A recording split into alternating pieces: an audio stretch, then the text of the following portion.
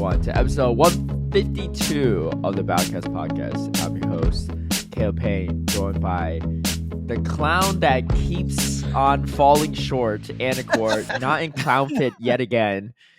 Yeah, only 3 weeks or something. I know, innit? Yeah, and like, look, okay, I forgot to buy it, and I was like, obviously, last week, I reckon I just scraped. I mean, look, last week I actually put in some effort. Admittedly, it didn't come out as well as I was expecting it to, but it is what it is, innit? Yeah, and I think I just scraped the quota with last week, innit? Yeah, I knew it wasn't going to run this week, so I was like, you know what? I may as well just go as me.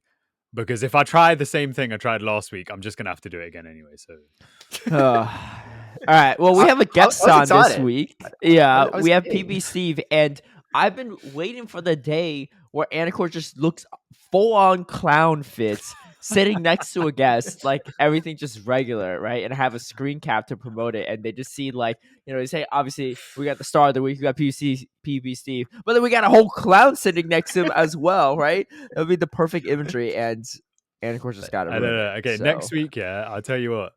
We're gonna just bring on guests. Serious. Okay, next time there's a guest, yeah, I'll most likely have the clown fit because. I'll bring on a guest for every single week from now on until you fulfilled this thing. I will be so straight faced. I won't even laugh that episode. I'll be like, we all know that's not true. Case. You just look at yourself in the camera and you'll be like, oh, dude, this is cover my camera. How to get myself into this. Anyway, we have a special guest this week. We have PP Steve. How you doing, Steve? Not too bad. I mean, look, it's a little bit early in the morning, so we're very fresh. So you have to forgive me. That's the rules. But yeah, not doing too bad. How are you guys? Bruv, can I tell you, yeah, I know this feeling, because when I started doing them Drake of his spaces, bruv, it was 4 a.m. in Australia. It was mad. I was literally like making recording podcasts. While I was doing it. Yeah, bruv. It was nuts. Literally, you can hear like the clings in the background of like the cereal bowl. Yeah. Well, here's the thing, right? Like when you've got these things that are global, you've got the US, you've got the UK. The perfect time for everything to line up is this last couple of hours. It's all the Australian 3 a.m.s, the 4 a.m.s, the 5 a.m.s. It's like obviously like this is like late as far as most things that happen. Silverina World Championships and all, they happened at like 2, 3 a.m. So like this is a good sleep in comparatively. Yeah. True. Well, shout out to Steve too for being the most accommodating and showing up at 5 a.m. for our podcast. I did my math wrong too, but it's a few minutes late. I'll give it to you. Right? I think it's totally fair. But anyway, we were thinking, you know what? We've had some awesome guests on, and who have we not had on? And I feel like you were a very easy name to pick out of a limited hat. So here we have Steve. For those that don't know anything about you, tell us a little bit about yourself, like how you got into Pokemon Go.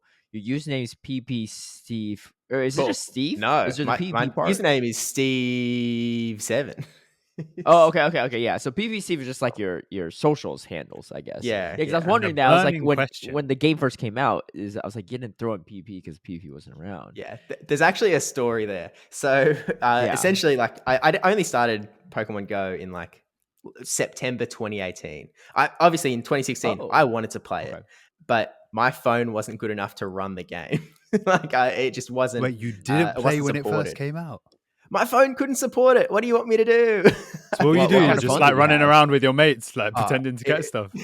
My mates were not Pokemon inclined. I was the one and only Pokemon nerd. I mean, we've got the guy on the shirt, but it's like 2016 came and went. My phone was like, it was basically made to text, right? Like I'm a young guy. I was still in high school. I had a phone that I could contact my parents with. That was the vibe. So eventually by the time 2018 rolls around, I've got a real phone, and I remember like looking over and like I saw one of my old friends like playing Pokemon Go casually, and I was like, oh yeah, I could probably give that a go. So I was like, great, sounds good.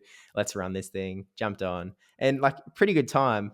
But like I was definitely gonna get bored of the game. Like I wasn't gonna be playing in a year. I was going to sort of fill out most of the Pokedex, and then I'd be like, all right, sweet. But, September 2018 PvP comes out in December 2018. So it was only a couple months, and all of a sudden there was a competitive part of the game.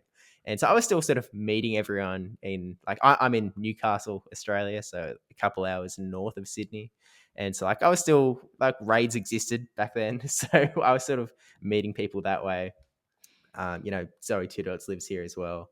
And there was this big sort of Christmas party in the PvP community, and everyone sort of rocked over there, and they held this sort of first ever PvP tournament sort of thing, where it was essentially GBL style. It was blind 3, run whatever you want every time, no teams of 6.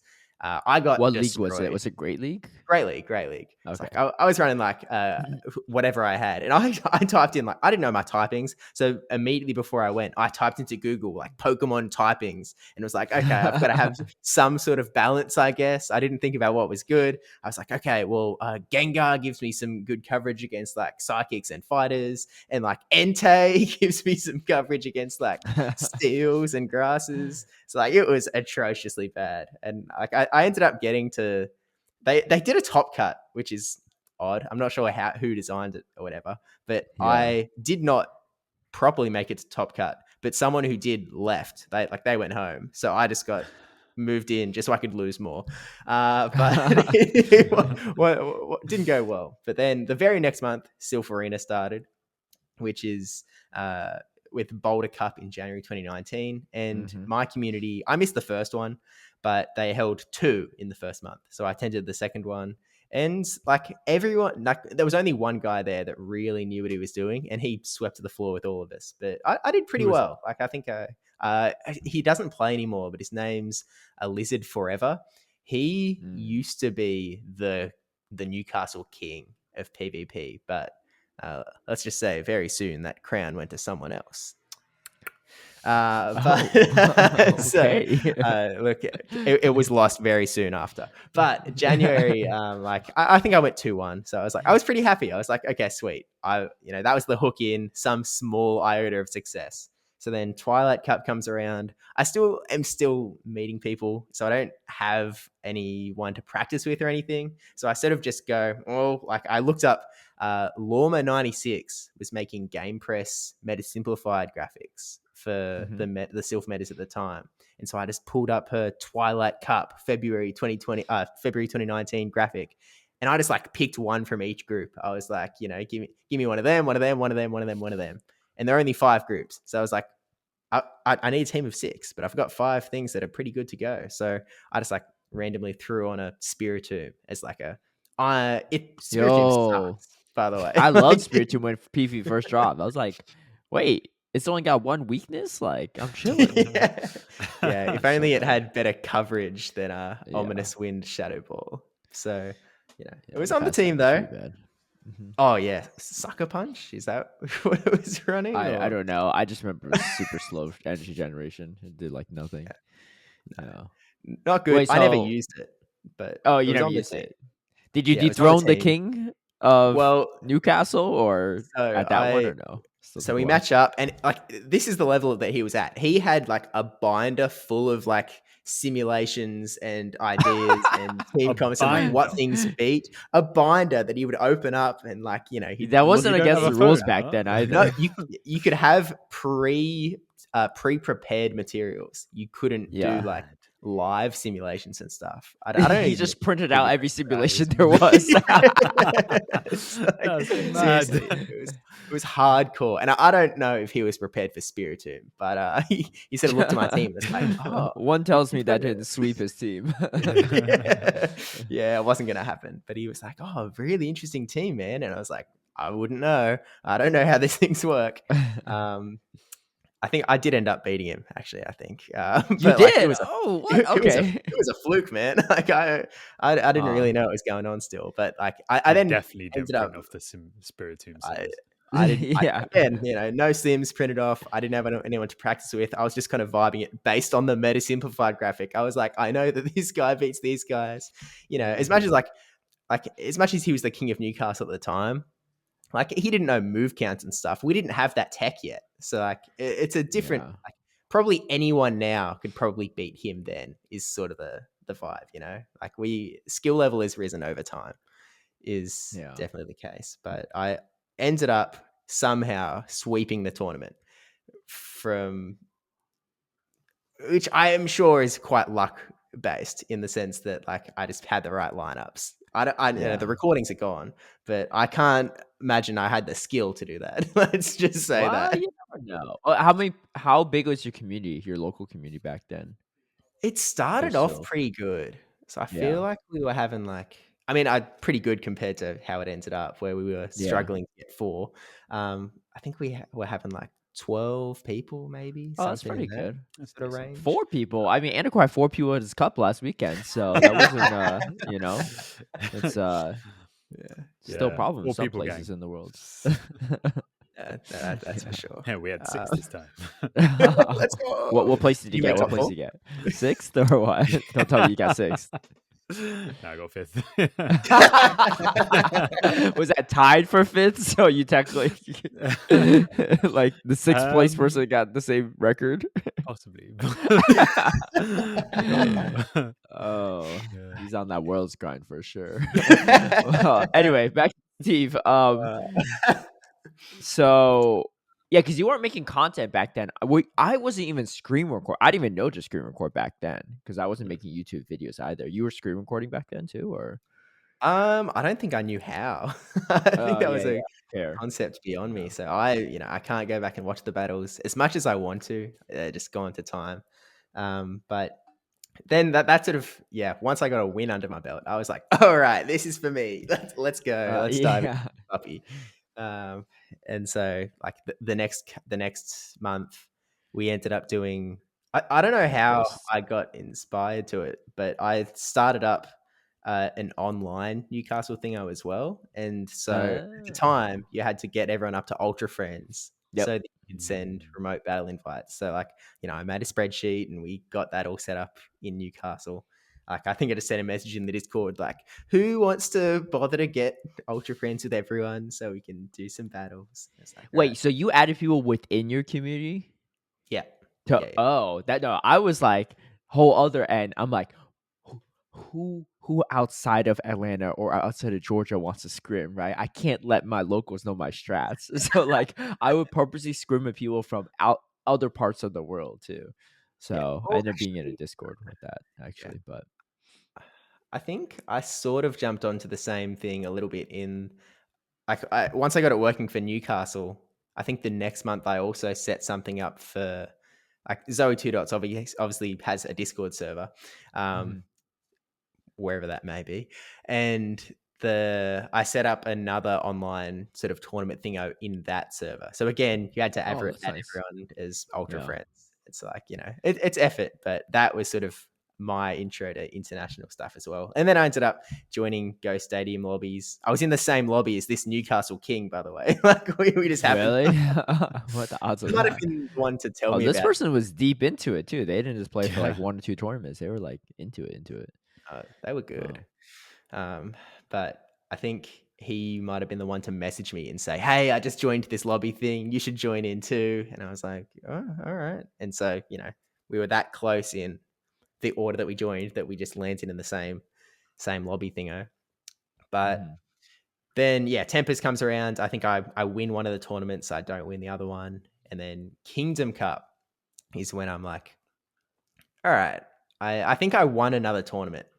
And that's when I was like, okay, I can probably make a video out of this. I'd been watching like Purple Kyogre at the time, and I think King IB. And I was like, hey, I could probably give this a go. Like, I'm doing pretty well. So at this point, we didn't have rankings. They didn't. Oh, maybe they came out during April, actually. But yeah, they did. They did. I think that was I think it was right after Kingdom Cup was when they dropped the rankings right away. Yeah, because it was after, because I did well in Kingdom Cup and my rankings were like pretty high for my. I remember I was like, all right, I'm okay. No wonder the cup that had Bastion in it for the first time. This guy, that was the first time I used Bastion. No, so I was so stingy with my rare XL candies back then, or rare candies, not rare XL candies. They weren't even XLs, and so I would keep a shield on in a gym and just feed it thousands of berries.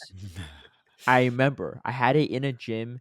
I was in Vegas for my friend's wedding. I was walking the shield down for candies, and I had another shield down in a gym back in Atlanta. I was feeding him mass candies the whole entire weekend.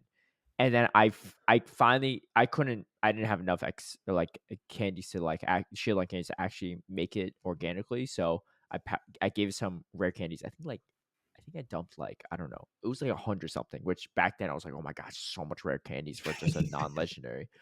And I made the Bastion the night before the tournament. And I scrimmed with it once against one opponent, and it didn't go so well. I was like, man, this thing's kind of hard to use. It's kind of inflexible. But then I watched King IV's Singapore Safari Zone Kingdom Cup video, which you probably saw too, right? Back then it was he swept the Singapore one. It was over an hour long. I was watching it, I think I don't remember if I watched on 1x speed or 1.5 speed, but it was it was a long video. I watched it all. I was like, all right, you know what? If I watch King, I'll probably figure out how to play this Pokemon. I think he had a Bastion team, but he didn't really run it much. He ran Bastion and Steelix, so he had double Steel, so it was flexible. And a lot of people ran his team too the next day. I ran a slightly different team. And then I beat everyone with it. And I was like, you know what? This thing's pretty good. I was in a similar boat where I did not have the candy for Bastion. Yeah. And also, again, I was new to this game. I didn't have a stock of rare candy or anything to exploit. So I ended up jumping in with a 1367 Bastion, I think. It was sort of the best I could do. See, that's what I was worried about. Hey, I still won a tournament, so it doesn't matter that much. Bastion's just that RPS, man. Dude, I heard you Australians love Bastion down there. We'll talk more about that. But yeah, every graphic from Australia, I'm like, damn, there's Bastion half these teams. What's going on? Yeah, like I said the other week, I reckon Bastion, your one is an expat. It's headed in. Yeah. This is the native land. But yeah, anyway, Kingdom Cup, I win a tournament. It's all right, let's do the content thing. So I set up in my shed on the pool table. I didn't have a mic. I was using the laptop inbuilt mic. I was so unconfident. It was the most it was atrocious. Is this still up? I don't think I've seen that. Is the video still there? It's still up. I actually haven't watched that one. I made one battle recap video immediately before it. That one's way worse. And I think it's really? I actually I recently unlisted probably half of my Sylph stuff and put it into a playlist, so you can still you still get there. Oh no, I see it. Okay. Winning my Kingdom Cup tournament part 1. That was a 2-parter. That's actually not that bad. I thought 2-parter would be they're 30 plus minutes each. It's 11 minutes to 8 minutes. You could just made that into one video, right? Yeah. See, what happened was immediately before that, probably one of the most successful PvP videos that came out of nowhere was Best in West's Tempest Cup run, where I remember that guy, Obama Snow or something or other, and he split it into part 1, part 2, and I was like, oh, okay, I guess that's the thing you do, because you don't want a 20-minute video. So I was like, oh yeah, I can do that. So he obviously did it for YouTube algorithmic reasons. Yeah. Hey, Steve was online. 1367 basses on his way. Yeah, it's wild. But I sort of did something new, I guess. So I did that tournament, and I was using Dragonair, which isn't something that people are using yet, and I was using it as a sort of as a safe swap. And I think that was a very new concept as well. So I made a Reddit post about it, and the Reddit post did pretty well. And then all of a sudden, my second YouTube video ever got 3,000 views, and the subscriber numbers started coming in. And I was like, oh, okay. I think things has gone pretty well, actually. And by subscriber numbers coming in, I mean 100. So I was on top of it. But pre-GBL, that was real good, because there wasn't as many people that PvP. GBL exploded my subscriber numbers. I think I just hit 1,000 before GBL launched. Because also you couldn't even make videos constantly. It's who's going to go to a Sylph tournament every day, right? You can't even make what daily videos are you making? Scrims with people, right? People don't want to see that. So yeah, that's interesting. Oh man, you're an OG. You came up with your first video before I did too. Back in the day. I didn't make my first video until regionals. Yeah, that year. Oh, that wasn't that far. That was only 2 months. No, later. no. You were literally like a few weeks prior. Yeah. Oh, so okay, did you do a regionals recap too, or did you all have a regionals? I did. So going into regionals actually. So I got the invite. I was the highest ranked battler going into the New South Wales regional, the state regional. And I think we absorbed like the locals or there's a territory, the Australian Capital Territory, that only exists because that's where the capital of Australia is. They sort of had to travel twice as well. It's like I went. You were the highest rank, so you were the king of the castle by now. Yeah, I'd sort of taken the reins a little bit, but yeah, like I went in and I didn't play very well, but at the same time, because I didn't really. I don't see a video on your YouTube channel on the regionals. It exists actually. I might be on the unlisted playlist, maybe. Yeah. Okay, gotcha. Because you moved it to a playlist. I see what you're saying, but it's still live. It's just on an unlisted. Yeah. That makes sense. I was sort of meant to move them all because like I saw Lundberger sort of like she obviously changed her channel from the My PvP Academia channel to the Lundberger channel, and she just removed all of the old videos. And I was like, oh, hard reset could be useful because like when you've got a bunch of Sylph videos, occasionally someone watches one of your new videos and like a Kingdom Cup run shows up in the recommended feed, and it's like no one's going to click that. And that's like, why is that even in recommended? So I was thinking about moving it all the way. But in the end, I went like 3-2 in the regionals. But I had, again, I was running the 1367 Bastion and probably. Oh, you ran that too? And a 13 something Metacham as well. Like I was level 33 or something in the game at this point. PvP was expensive back then because none of us had. It's like right now we have a lot of residuals, right? For those that have been playing for years, but like it was like every month you had to make all this new stuff, and the TMs were awful too. Like getting charge TMs were so tough in general, because they only drop from raids, and they were pretty infrequent from raids, and then you had the roulette on top of it, so.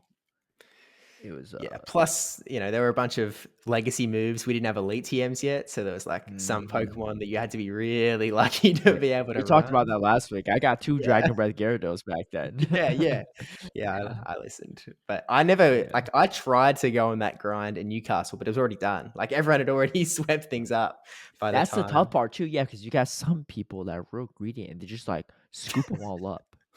I was one of them. I'm like, you get a better IV spread, Legacy Venomoth. But also, I was thinking, and this is like really selfish of me. So looking back on it, it's a strategy. But I'm just thinking, if I get all the Confusion Venomoth, ain't no one else gonna be able to have it. And when they have Twilight Cup, remakes or Mirror Cup, ain't a problem, right? It's just me and this other guy that have it in our whole community. So I scoop them all up, right? Every time I see a new person in Discord, like, hey, I'm just getting back in Pokemon Go. Instant in their DMs. Like, hey, you got any of this stuff? Shadow Ball Haunter, Confusion Venomoth, Stone Edge Blaziken, maybe? Oh man, these guys can knife. It was. I know. I was. These days, I could care less, but.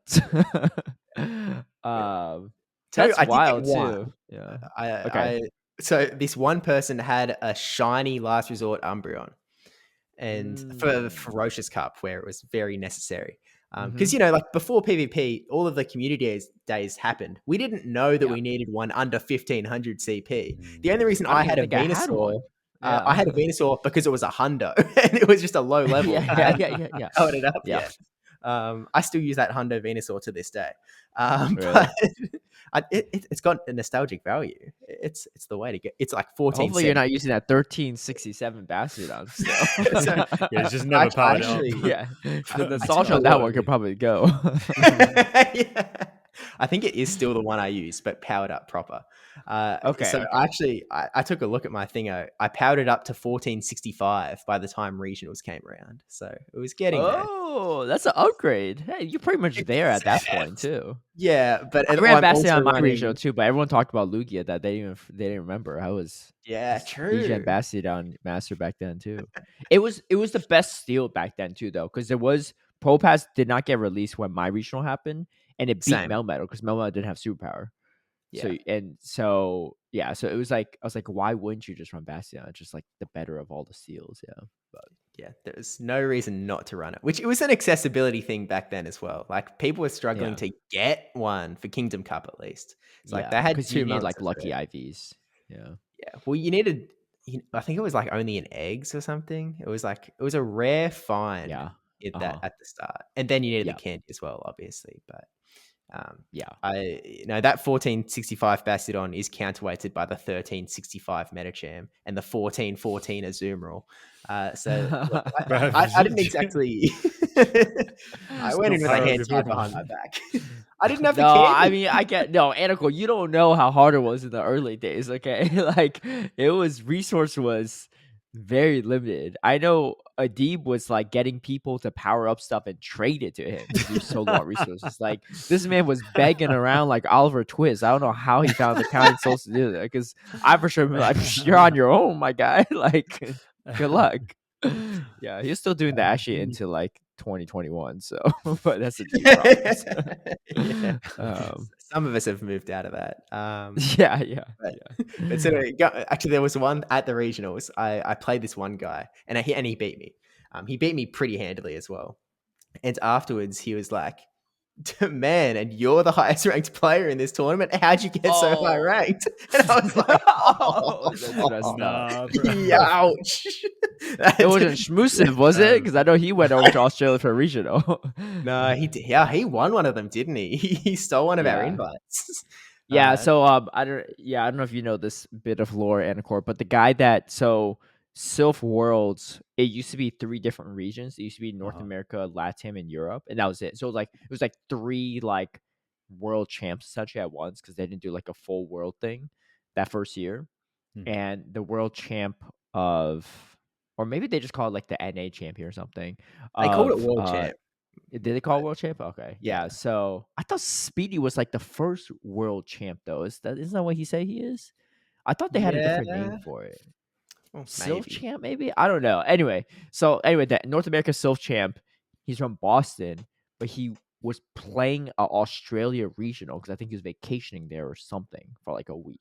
So he just played in that one. He swept the whole thing. So he took their invites. It was like it was super hard to get invited to Worlds that year because only the winner gets it, and then like there's a kicker for like second, like more invites from that same regional, like second, third. But the kicker was super high. So like I remember my regional, there was like, I think it was over 60 people, and there was still only one spot. There was no kicker. Like, it didn't hit the kicker. You had to hit like 70 something for the second kicker. So it was really tough. And then the rest of it was global rank, like I think top 20. But a lot of the people that won regionals were already in. Like, I was in that top 20. So like, and they didn't cascade the invite down. So like the people invited from just straight off world rank was like 3 people or something, 4 people. And they're all like from Latam because they had like huge cups the whole time. Yeah, so. And they stole a spot from Australia there. Yeah, which is what it is. I mean, he ended up winning with it, so. I hope he was on holiday, because that'd be kind of mad to like specifically travel for that. Yeah, because that's a far flight. I think he was on holiday, or something. Yeah. But anyway, wasn't my regional that first year. It didn't affect me. Well, it would have been tough for you anyway if you all qualified for Worlds, because you had to fly to like Germany that year, right? Or I think the easiest for us was to go to. They're all in person. Oh, there was no remote. Yeah, everything was in tournament. The easiest one for us. So the guy that was in Australia, he was there in person. So these guys went to Santiago, Chile. Was the one they attended. I think from Australia. From Australia. So I think there were only two guys that actually attended one, because the rest were like, I'm not going to go. Like, I'm not flying all the way across the world for this thing, for something that like, at least in like play Pokemon tournaments, there is like some pretty significant cash prize. So if you're someone like a Ric Flair or Valiant Vish, you've got like, you can win your travel back potentially. This wasn't the case for this one. It was a pretty big investment if you're flying that far. Win a badge if you're lucky. I know Marto went to Dortmund, Germany for his instead of the Latin one, but it was because they had Go Fest at Dortmund and Chicago that year. So they had one at Chicago Go Fest, one at Dortmund Go Fest, and then the other one was just at Santiago, but there was no event. They didn't want to put it in the Asian Go Fest that was close to us. True. Yeah. Why did? Oh, it was because Sylph wasn't big in Asia, right? Outside of outside really. No, I don't even think Japan had anything. I think it's probably just because they had Sylph staff running the tournaments, and it's like they weren't going to get enough Sylph staff over our way, is my sort of assumption. But it is what it is. We ended up we pretty much ended up entirely going online after that anyway. So it sort of all worked out a little bit fine. But I will say, just before regionals, I think we had Nightmare Cup, and that is sort of the start of a twinge for me, in the sense that I very much leaned into meme picks a little bit. So I started in Nightmare Cup. I ran Spiritomb again. I was like, nah, this is Spiritomb's time to shine. It won me that other tournament, time to come in this one. I thought you were king of the castle. What happened? You went to court gesture? I was like, oh, that guy seems to be having some fun. Let's go do that. I was like, I've been on top too long. I didn't nerf myself. One of someone came up to me one time and was like, my favorite video you ever made was this one, because I did a Nightmare Cup video where I ran the same 3 Pokemon every battle. And so in all but one battle, I actually used the exact same lineup, same lead, same back line every single time. Only changed the lead once. And I ended up tied first, so it's winning with only 3 Pokemon. Oh, dude, I wanted to do that. I almost did that this most recent Sylph season before it ended. It was at a local tournament of mine. I don't think I was running the same lead every time, but it was the same 3 Pokemon. And I was swept the tournament. I was about to sweep it and be like, I only used 3 Pokemon in this tournament to win it all or something. But then my last one, I built the weirdest Pokemon, so I had to play around it. But yeah, that I can see why that video took off, because I was going for the same idea at one point, but it didn't work out. It was fun. See, unfortunately, it got me hooked, because then this other cup, Rainbow Cup, came around after regionals, I think, and I ran an all water team. And back in those days, you could weight a tournament 10 times bigger for your rank as opposed to all of your other tournaments. And for some reason. Oh, was that really? Okay. Yeah. Well, for some reason, I don't know why, I decided that weighted tournament was the one I was going to run 6 water types in. And it did not go well. So I went from the top 3 ranked in Australia to so far down. I dropped 900 ranks, and I never recovered. It was the death of me. But that 10 times waiting thing was peak, because I think it was only the last season where they changed it, where you could instead of choosing right before the tournament choose starts, the end. You could choose at the end or something, isn't it? Mm-hmm. Bruv, I messed up on one of them, Well, so no, so they it was the first season. It was literally the first one. And I think the second season was you could pick which one's 10 times weighted, but you had to pick before your first round started. Yeah. So let's say, I feel good about this one tournament this weekend. I'm going to lock it in. Such an arbitrary metric. Yeah, and then you start losing. And then there's times where there was a huge stack tournament. It was Gym Breakers before it became Gym Breakers. They used to invite the highest ranked Sylph players in the world to compete in one. And I did it for one during COVID, right? And I did this online tournament. All these players from Latin, all these big names on the leaderboard that I've never played against. I played. I was like, ain't no shot I'm waiting this one, right? It was a 7 round. I'm like, no way I'm waiting this one. That's so stupid. I'm gonna go 2-5 or something. I go all the way to the grand finals undefeated, right? I end up losing in the finals to, I think it was to Vani. Actually, it was to Vani, I believe, was who I lost to. Yeah. And I went 6-1, but 6-1 against literally the top 30, 50 people in the leaderboard is crazy, right? And I didn't wait it. And I was I could have been easy, close to number 1 on the leaderboard if I did that. But it was so stupid because it's arbitrary. And then I think it went on like that for like I feel like a few years, I think, and then eventually it was like you could wait, like maybe the last 2 years you could wait like you could choose which one to wait by before your last round concludes, which was fine, but it was just Sylph was a grind if you want to move up in the rankings. Let's just put it that way. Yeah, that's for sure.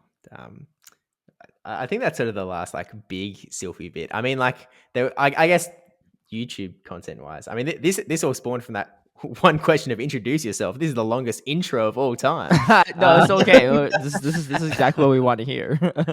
So I really early on, like back in like the second month or whatever, because like obviously my Twilight Cup win was entirely off of the back of Lawma 96 meta simplified graphic. I was like, all right, like I'd like to sort of provide that as well. Like I can sort of give it a go. It's like the very first one I drew was like such a mess because I wanted to be completely accurate. So like I had every Pokemon was its own group. I had just completely black arrows going all over the page. It was atrociously bad. And so bad that I ended up like doing a version 2 later that month where I like sort of like I say I've learned from my mistakes. Let's do it a little bit better, put some colors on. I think I started to group Pokemon together, maybe not even, but like I sort of got a lot better quicker. But then I that sort of started being a staple. Sort of did one of them every month, which was like, you know, always a successful video because it's like, again, there wasn't that much PvP content to watch, and it was a pretty good starting point, I guess, which is sort of how I've always viewed meta simplified stuff. You shouldn't be building your team from a meta simplified graphic like some people did, you know, Twilight Cup, but that's not the way you should be using them. It's very much just a primer, I guess, to like get a basic understanding of like, okay, these are the Pokemon in the meta. Vigoroth is good. It's like you're big into the simplified meta stuff too. Did you start making GBL content later on, or you were doing? Because I remember for a long time I was like, oh, Steve's like diehard Sylph, right, and like show 6 because everyone else like me were like just selling out, but like GBL is where all the views are at, so we're just going to do more GBL stuff. Like I mean, like, and no hate on that, right? Because it made sense, but like people like King and Zionic, and I'm trying to think of some of the other OGs like J Farm Mac is whoever. They used to all just do Sylph stuff, and then GBL came out, and eventually they all just stopped doing Sylph because it just wasn't where the views are at. And it makes total sense. Like I would do Sylph videos, and I get like a fraction of the views, from like compared to random like set of like 2 sets of GBL, right? But it seems like you stayed true to Sylph for a while, right? I did Sylph the entire way through. Like I never really made the GBL pivot. I made like a couple of like at the very start when GBL first released. I think I made like 2 or 3 videos, and like they did a lot better than the quality deserves because again, like GBL videos were a gold mine. Like the views would just explode at the time. But like, to be honest, I just wasn't that interested in GBL. It wasn't really like if I was making GBL content, I would be making GBL content for the views. Like that's all I would be making it for, rather than like actual enjoyment. So I was kind of like, you know, I enjoy Sylph. I'll probably just keep going with Sylph stuff. And, you know, like people moved off pretty quick, you know, everyone sort of dropped Sylph content. And it's like, I just kept chugging along. And I was sort of left as like one of the only Sylph guys in the room. And that sort of meant like that was sort of the point that my channel actually started to grow. Like at that point, I don't know where my sub count was at, but it wasn't high, sort of pre GBL. But post GBL, when everyone else was in like the boom period of their GBL content, anyone that was still looking for Sylph content just dribbled back down to me. It was like trickle down. So it's like you became the go-to Sylph. Like I know, I don't know at least when it happened, but I remember when I saw that you were invited to like host Sylph Worlds one year. I was like, dude, that makes so much sense. He's the only guy left still grinding Sylph content. Like, if he's not the guy, I don't know who is, right? I remember seeing that. I was like, dude, I'm so happy. Like, it's you. It's not like some random like bozo like me or something that just got invited for no reason, right? So, but yeah, no, that was you became. I think I remember too. what was it? Maybe it was a meta simplified video you did, but it was embedded into the Sylph website. Was that your stuff, right? Yeah. It was They embedded started into the doing that. Sylph website. Yeah, but the problem is it was like on like a separate tab on the same page, and Yeah. I couldn't find it. And I'm like sitting here looking at the Sylph website, and I just hear people talking.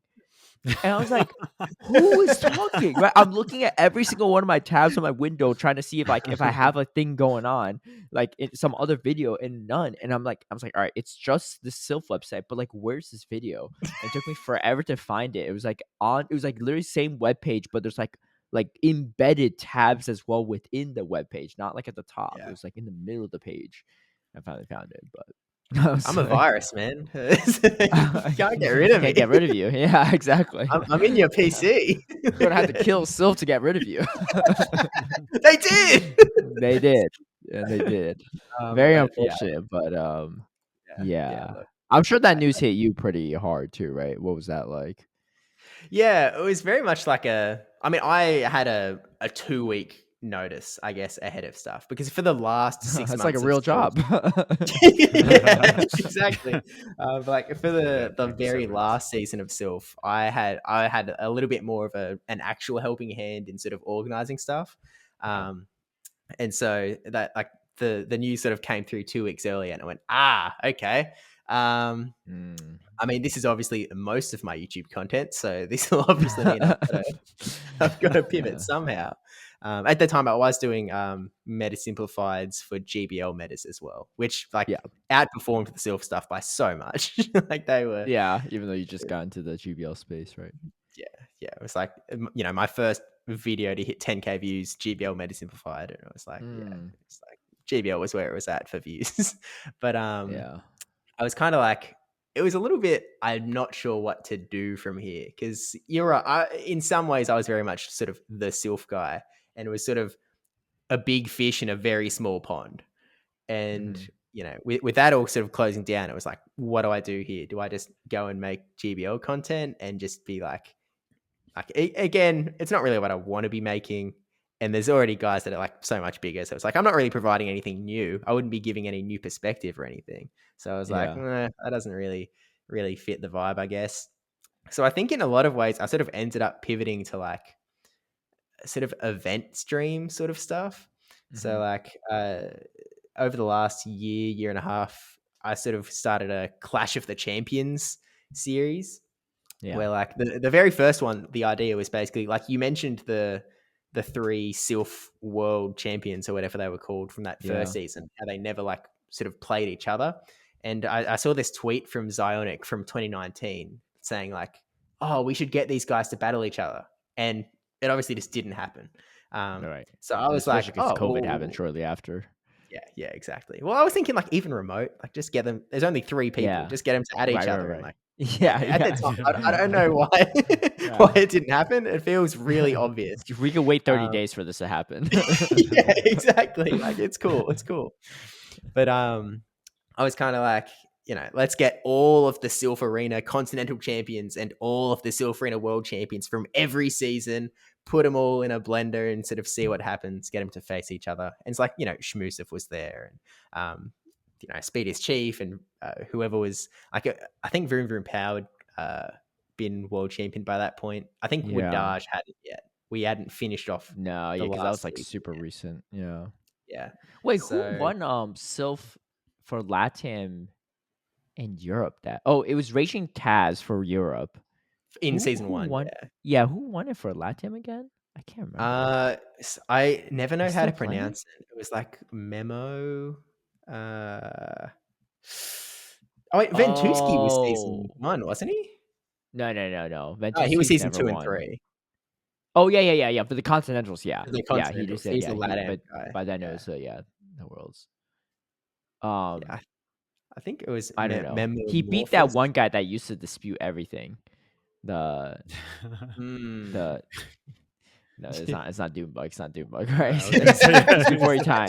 He was a Latam player. He was like always number 1 on the global leaderboard too, right? Because Latam just had bigger tournaments, so their stuff was weighted more, and he was super high up. but I didn't realize how controversial she was. Like the last tournament he played was like ferocious. It was like October of 2019, and he was like, he was losing to a kid. Like the guy was like 13, maybe 14 years old. He was a grown man, right? And he was like every time he lost, he was trying to dispute it too. And the kids started crying and stuff, and everyone's hating on this guy. He eventually, because he like won like a legit game in the finals against him, best of 3, and the guy was still disputing every time he lost. And then the kid was like getting real upset because he's being super aggressive, I guess, about it. And then the judges did not like cave to him. I think the judges caved to him a couple times in the past, and they didn't. So he got second, and he retired after that. It was second at like a 500+ person tournament or something. It was like a lot of people, and he was still like, he was. There were like memes of him, like on like they use like Line or whatever for their communication app, but there's like memes of him, or like they had like the shield, the Pokemon shield, but for him it was just like him holding a shield because like he could like block any like loss with his disputes or whatever. I don't know. It was some Latam jokes about it. I just remember at that Latam Sylph season 1 finals, he was in the finals, and he lagged like a turn or so. And it was his Probopass. He was his final Pokemon, Probopass, half health, no shields, versus a Swampert with the shield up. And I'm just like, the judges are like, dude, like, you lost this. He's like, come on, I lagged. They're like, it doesn't matter if you lagged or there's no way you win this, right? It was Spark Probopass. Like, what are you gonna do? He would dispute everything. And the weird thing about that Latin Continentals, I don't know if you remember this, Steve, but I remember when I was watching when he disputed, or just when any disputes happened, but it was only him that was really disputing, I think, that I recall. They would let him in, and the Sylph rules was weird. Like before, you had to go like same team, same lead, and everything. But for the Latam Continentals, they'd let him just do a whole new team. So he'd be disputing a little bit of lag that he probably would have lost anyway because he's got RPS. And then they granted to him, and he gets a rematch with a whole different team and just like have a better team comp. And I was just watching. I was like, what the heck is this? But I don't know. I can't speak to. I mean, back then judging was a little bit inconsistent for sure in many respects, but that one was pretty wild in my opinion.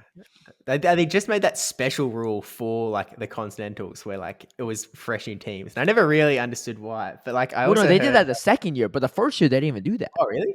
Yeah, because first year NA and EU it was like same exact team, same leads. It was only the second year Continentals did that, so that shouldn't have been a thing that first year either.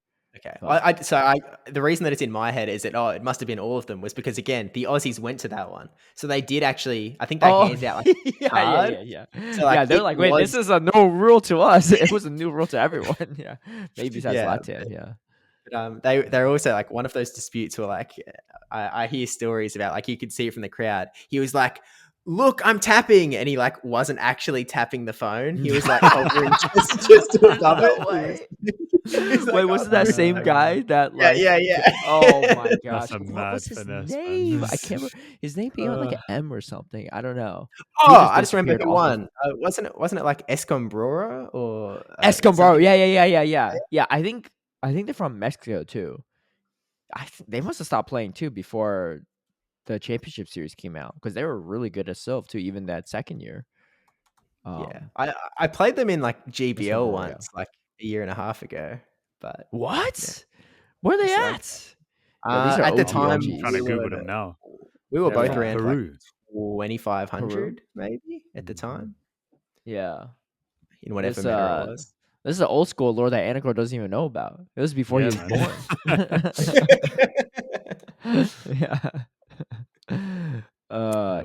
Right. Escobar. Everyone still has a Twitter. Okay. But has been inactive since yesterday. Oh, since not yesterday, last year. Since yesterday, I mean. Since last year, yeah. Last year's still way more recent than I would have guessed. Yeah. February last year was the last. Check his likes. See if he's been liking stuff. This is top tier. But the thing is, like the people that are really good at PvP back then, he liked Marto's recent top 2 at Mexico. He knows Marto because Marto was OG too. Marto was the first person to win the first season regionals at it was Argentina, because the same guy that was super controversial was also from Argentina. I guess they had like the biggest tournaments in Argentina, and he Marto won that. And I remember I was just like, how did this guy beat all these other Argentinians that are super good? And turned out Marto was actually just good at the game too. But wow, that's wild. Hopefully this guy makes it back. But yeah, something I always wonder is some of these people that are really, really good at the game back then, they might have just been a little bit ahead of the curve, but like these days, like they would just be like any like above average player, I think. It's hard to say because so much has changed in the game, right? Mechanically and also like strategy wise, and people just weren't good at the game back then. Like, yeah, again, like, the same. Steve like, is being people with 1,300 Pokemon. Not happening. And again, I was like, top 3 ranked in Australia at one point, and it was like I was not that good. I was about, I'm not that much better now than I was then. I sort of like I rose right up, and then I peaked, and I just sailed. I was like, oh, I don't have to get better at this game. Let's just chill, man. But, yeah, funny enough, my highest peak in Sylph season 1 was 2nd place in the world. Mr. Second place. Yeah. The cycle never stops, I guess. Yeah. 2nd place behind. Was it Valor? No, I was ahead of Valor Ash by a spot. Someone else was ahead of us. I forgot who it was.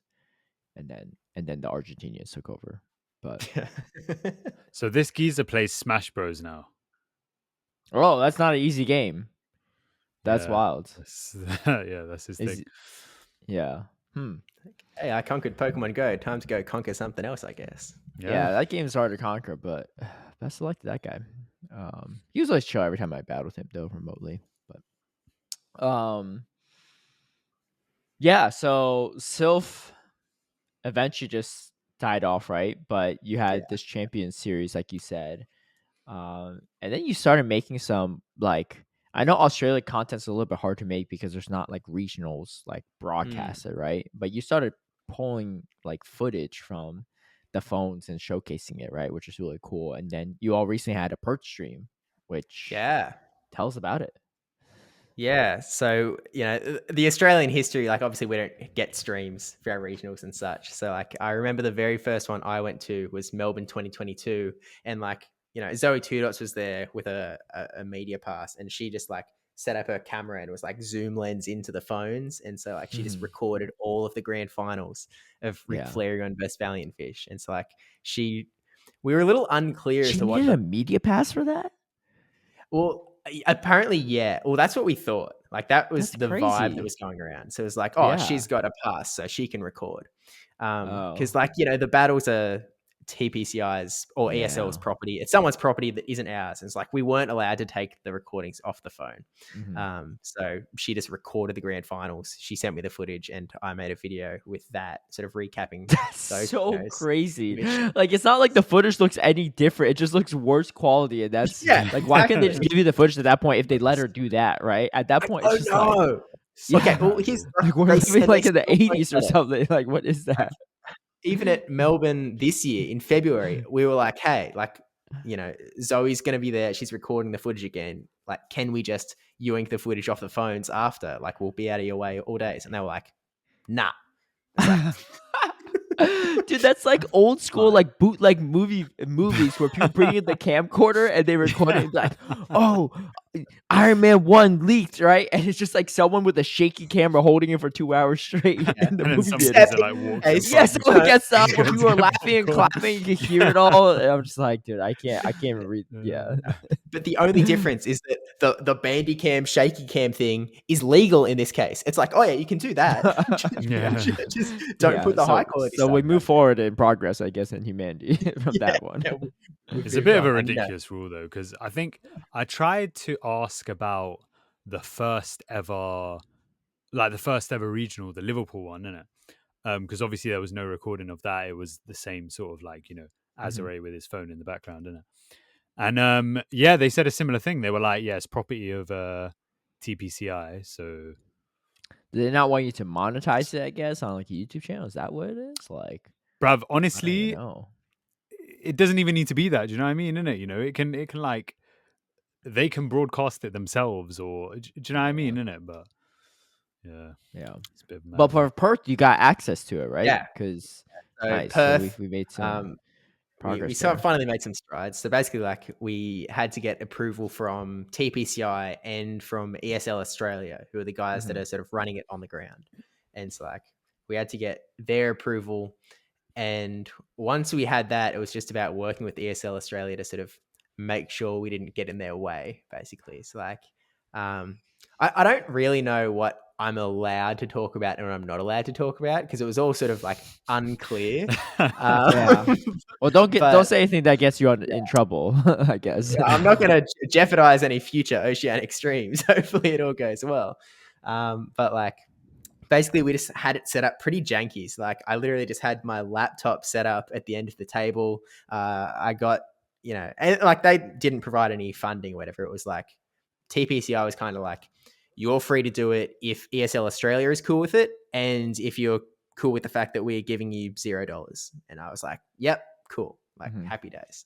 And so like, we had the laptop, had 2 Elgato capture cards, and just plugged them into the phones, which I didn't realize at the time was going to mean that the players couldn't actually hear the in-game audio, which is fine for most people. Like, most people, whatever. But like, Rick Flareon, I know, is one guy who, that's sort of very much how he plays. He has the audio sort of going the whole time. And and all but one of his battles were on stream. So he basically just had to go into the tournament. Was there no workaround? Used to eventually. There might be, but we didn't know that was a problem until we sort of plugged everything in. And it's like, heck. Because like, there's a slot in the cords and the cables I was using. There is a slot that you can plug like a headphone jack into, but the HDMI cable going to the laptop took precedence. And so like, it ate the audio into the laptop, and you couldn't plug into the laptop because then you'd get both people's game audios. So even without sound, the guy won the tournament. So, honestly, by game 10 against Jai, he probably could have started making the Altaria Dragon Breath sounds himself, right? Like, he's seen enough of that to know how it goes. But yeah, exactly. Hey, well, that's good though. It's a big progress for Australia too. Do you think? I mean, if you can't share this, don't feel free to not say anything. But does this mean that for future seasons, assuming if there's no official broadcast for Australia, you all have like the green light to continue making like kind of grassroots productions for Australia regionals? Yeah, well, like, here's like, TPCI seemed pretty excited about the sort of prospect of all of the oceanic ones being streamed from here on out, whether that's grassroots or otherwise. Maybe it eventually levels up. Who knows? I guess it happened to Europe. Maybe one day it happens for us. So they seem pretty happy. I wouldn't put it out of the question. ESL, they didn't like. Nothing went wrong as far as ESL is concerned. Like, we didn't hold up the tournament. Like, technically it went an extra half hour or an hour, but they planned for that. They were like, right. we have like, they scheduled it so that like, we played all of the top 6 on stream. And if they weren't doing a stream, then it would be slightly shorter, but like, it was planned. It's like, we didn't hold everything up. We didn't get in their way. We didn't take up room. Everything was all tidy and whatnot. There didn't seem to be any problems. We paid for our own internet line, so like, we weren't getting. They said we had to. Is like, ESL sort of like set a lot of, you have to do this. You can't do this. You can't do this. You can't do this. And so you can't steal our Wi-Fi. So it was expensive from the venue. But wait, so did you have just like a little SIM card in a? No. So we had like an Ethernet cable on our own line from the venue, so like, which worked brilliantly. Like, it all worked brilliantly. But again, like, and by the way, like, Debbie Pebble put out a GoFundMe for like after the fact. Like, I just sort of already paid for everything, and Debbie was like, I think Dr. Trotter made a tweet that was like, PvP Steve is paid for all of this, so support if you can. And then Debbie made a GoFundMe that like the GoFundMe plus the Twitch donations on the day paid for everything. So it was like, happy days. Like, sort of mad shout out to everyone, including some very generous folks along the way, because it was nice to see the oceanic support, I guess. And like, now we don't have to spend as much for hopefully the next one, because we were like, I've got the Elgato capture cards, I've got the cables, I've got the whatever. We might have to get some more stuff to make it so that people can listen to the phones. I don't know. I haven't figured it out I yet. can't imagine that costs too much. Just tell Griffin he'll get used to it. Yeah. Practice without. But I don't have a reason to think that we can't do it in the future. I did send ESL sort of like a thank you email, but I just got no response. So I don't know. I know, Steve, that you're a ESL supporter, whether by choice or like because you have to be. But Rev, I'm a bit of an ESL hater. I can't lie in it. Yeah, really? I ain't surprised that they didn't respond to you, Rev. I mean, look. For the past couple of years, these men are just like. I know they put on the tournaments in it, yeah, but I'm thinking like. I don't know if any of them have even watched Pokemon. Do you know what I mean? Innit? Yeah, it gives me the vibes where it's like it's a bit of a side hustle for them. You know what I mean? You know, someone gave them a side gig and they were like, "Yeah, let's run it." Yeah, we aren't the important thing, that's for sure. But I have sent ESL a message like every single tournament, every single season, being like, "Hey, like I'm happy to put on a stream if like no cost to you, like we can do it all. We'll be out of your way." And every time they've been like, maybe next time." Like except I think like the last one they just didn't respond and I was like, oh, okay. I guess we might have burned this bridge. We've been too annoying. We've asked every time. They don't care. But this time around, like we got through, right? We ended up getting a stream. I feel like it wasn't very like I was sort of expecting in the back of my head like, oh, Go's going to get a stream, but the other games aren't going to get a stream. Are they going to like start rabbling for their own? But I don't think anyone else even knew that a stream was happening. So I don't think it really got out. It was interesting though, because I remember like when we were asking about it might have been either Brisbane or Melbourne. It seems like you were saying, it seemed there were some VGC people who were like, yo, I didn't even know that putting on our own stream was a possibility. Yeah. And I'm thinking like, that's kind of mad though, because you lot have been playing this game for like maybe 10 years now, innit? Yeah. And like, it never came to your head. But I'm surprised that they never chased that up. Yeah. Oh, they did. They actually got ESL ran a stream at the Sydney regionals for the other games. They ran it for TCG and for VG. Right. It's the only one they've like done it before, or they might have done like the top 8 for VG the year before at Melbourne. Did they have equipment already ready for that? Like, how did they have that on the spot and they just never did it again? I don't know. It's like I'm pretty sure they had like the proper backgrounds and stuff as well. Like, they had the big red thing. So I'm like, is it in storage? Did they get it sent over? Just running and just be like, that's too much work. Let's not do it again. Like, I don't understand. Like Sydney think was Pokemon like left it behind after OCIC, and they were like, I mean, actually, like they like, yo, let's run a stream quick. We're not coming back. Let's get all the stuff, right? Let's grab all the equipment. I'm just saying stuff. I'm making a joke, right? Don't quote me out, right? I'm like, this is not like I don't actually have info on this, so I'm just making a joke, right? Although if it happened, then I have no idea if it happened, right? If it happened, it's pretty funny too. Like, yo, we got the heads up. This is the last year. Like, they ain't gonna know. They ain't gonna know their closet's missing all this equipment until it's too late. Some Aussies get news like, no more OCIC this year. Like, what about all the equipment in the closet? Like, yo, check it real quick. You're like, it's gone. They grabbed it. Why'd they take it? It's gone this whole time. He's like, Steve, the equipment's gone too. Hey, if ESL can give us some of that stolen OCIC equipment for Go, that'd be great. Yeah. I mean, I hope that there will be. There's something about, and I just like, even just from the pictures, right, before even like the first stream happened, but even just the pictures of the events, right? I see Anicor tapping in the background, St. Cross Valley and Fish, right? When it's like Zoe 2 that's taking a selfie, I'm like, yeah, I know Anicor about to take his O2 again, right? He looking stressed in the background, but everyone's looks like they're having a good time. It's like just tables and everything, and like I don't know, there's something about Australian regionals that seem like they give me old school Sylph tournament vibes. Like as like, it's like I mean organized because you have tables, right? Other old school Sylph tournaments you're just standing outside at like a park or in a bar, just standing across them. But like, tables, nothing fancy, but it's like it seems like everyone's like, mostly friends and stuff. It's just like a good time. Nothing like everyone kind of knows each other, and if there's a day 2, it's just like a couple people, but sometimes you wrap it up in a day. I don't know. There's something about like Australian tournaments that feel like, I wouldn't say it's not stressful, because I'm sure there's stress for certain players, but it seems like a fun environment to play in. I don't know though, because Anicor's, I don't think you've played in other regions, right? See, but Anicor has. How's that? Is that accurate description of the vibes, or am I just like tripping and imagining stuff? No, I get it. I feel like it's probably to do with the amount of people as well. Yeah. Because then when you've got like, so what, the largest one was Melbourne, and there was about something like 50 people, right? But I feel like when you're going to the biggest regional, was Sydney. I think Sydney was a bit smaller than Melbourne.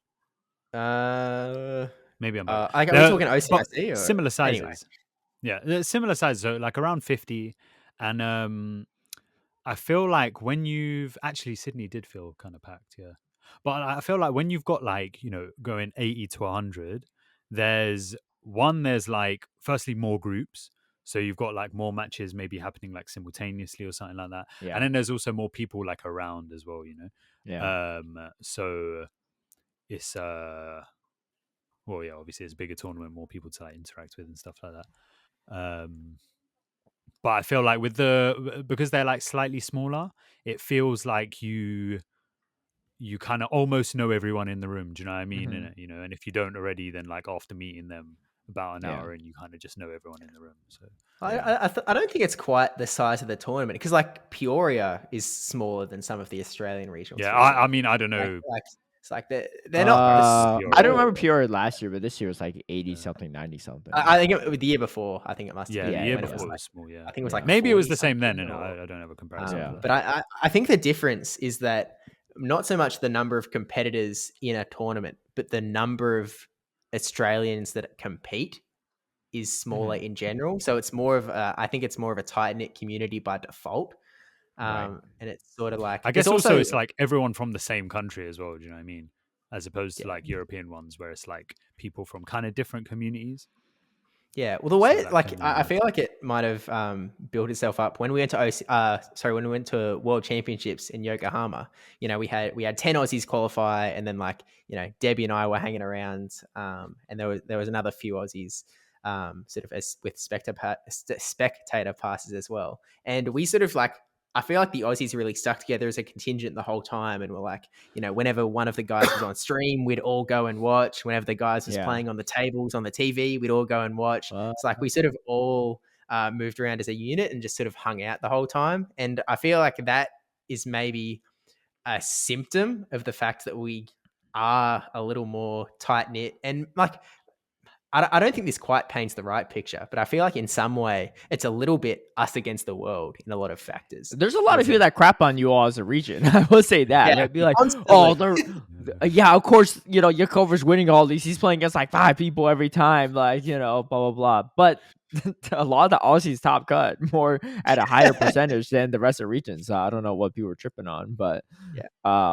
did you all bring a flag, like an Australia flag? Because you should have. If you didn't, you should have. Look, maybe this year for Hawaii, man. Someone's got to.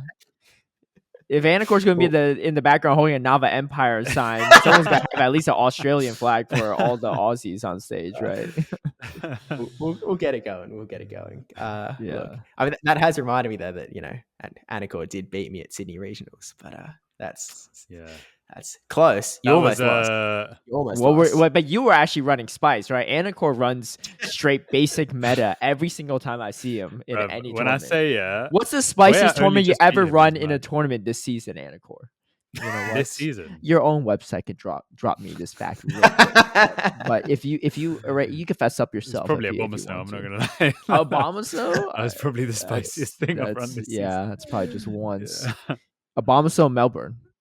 That was it. You ran it once. But it won Melbourne, didn't it? There you go. That's the spiciest thing I ran actually won it. Yeah. So it was kind of driver, not car, is clearly what I'm hearing here. He's trying to do the same car as the champion too. Can't argue against that. Yeah. That's something. Yeah, I mean, it's really cool to see. I'm always very excited.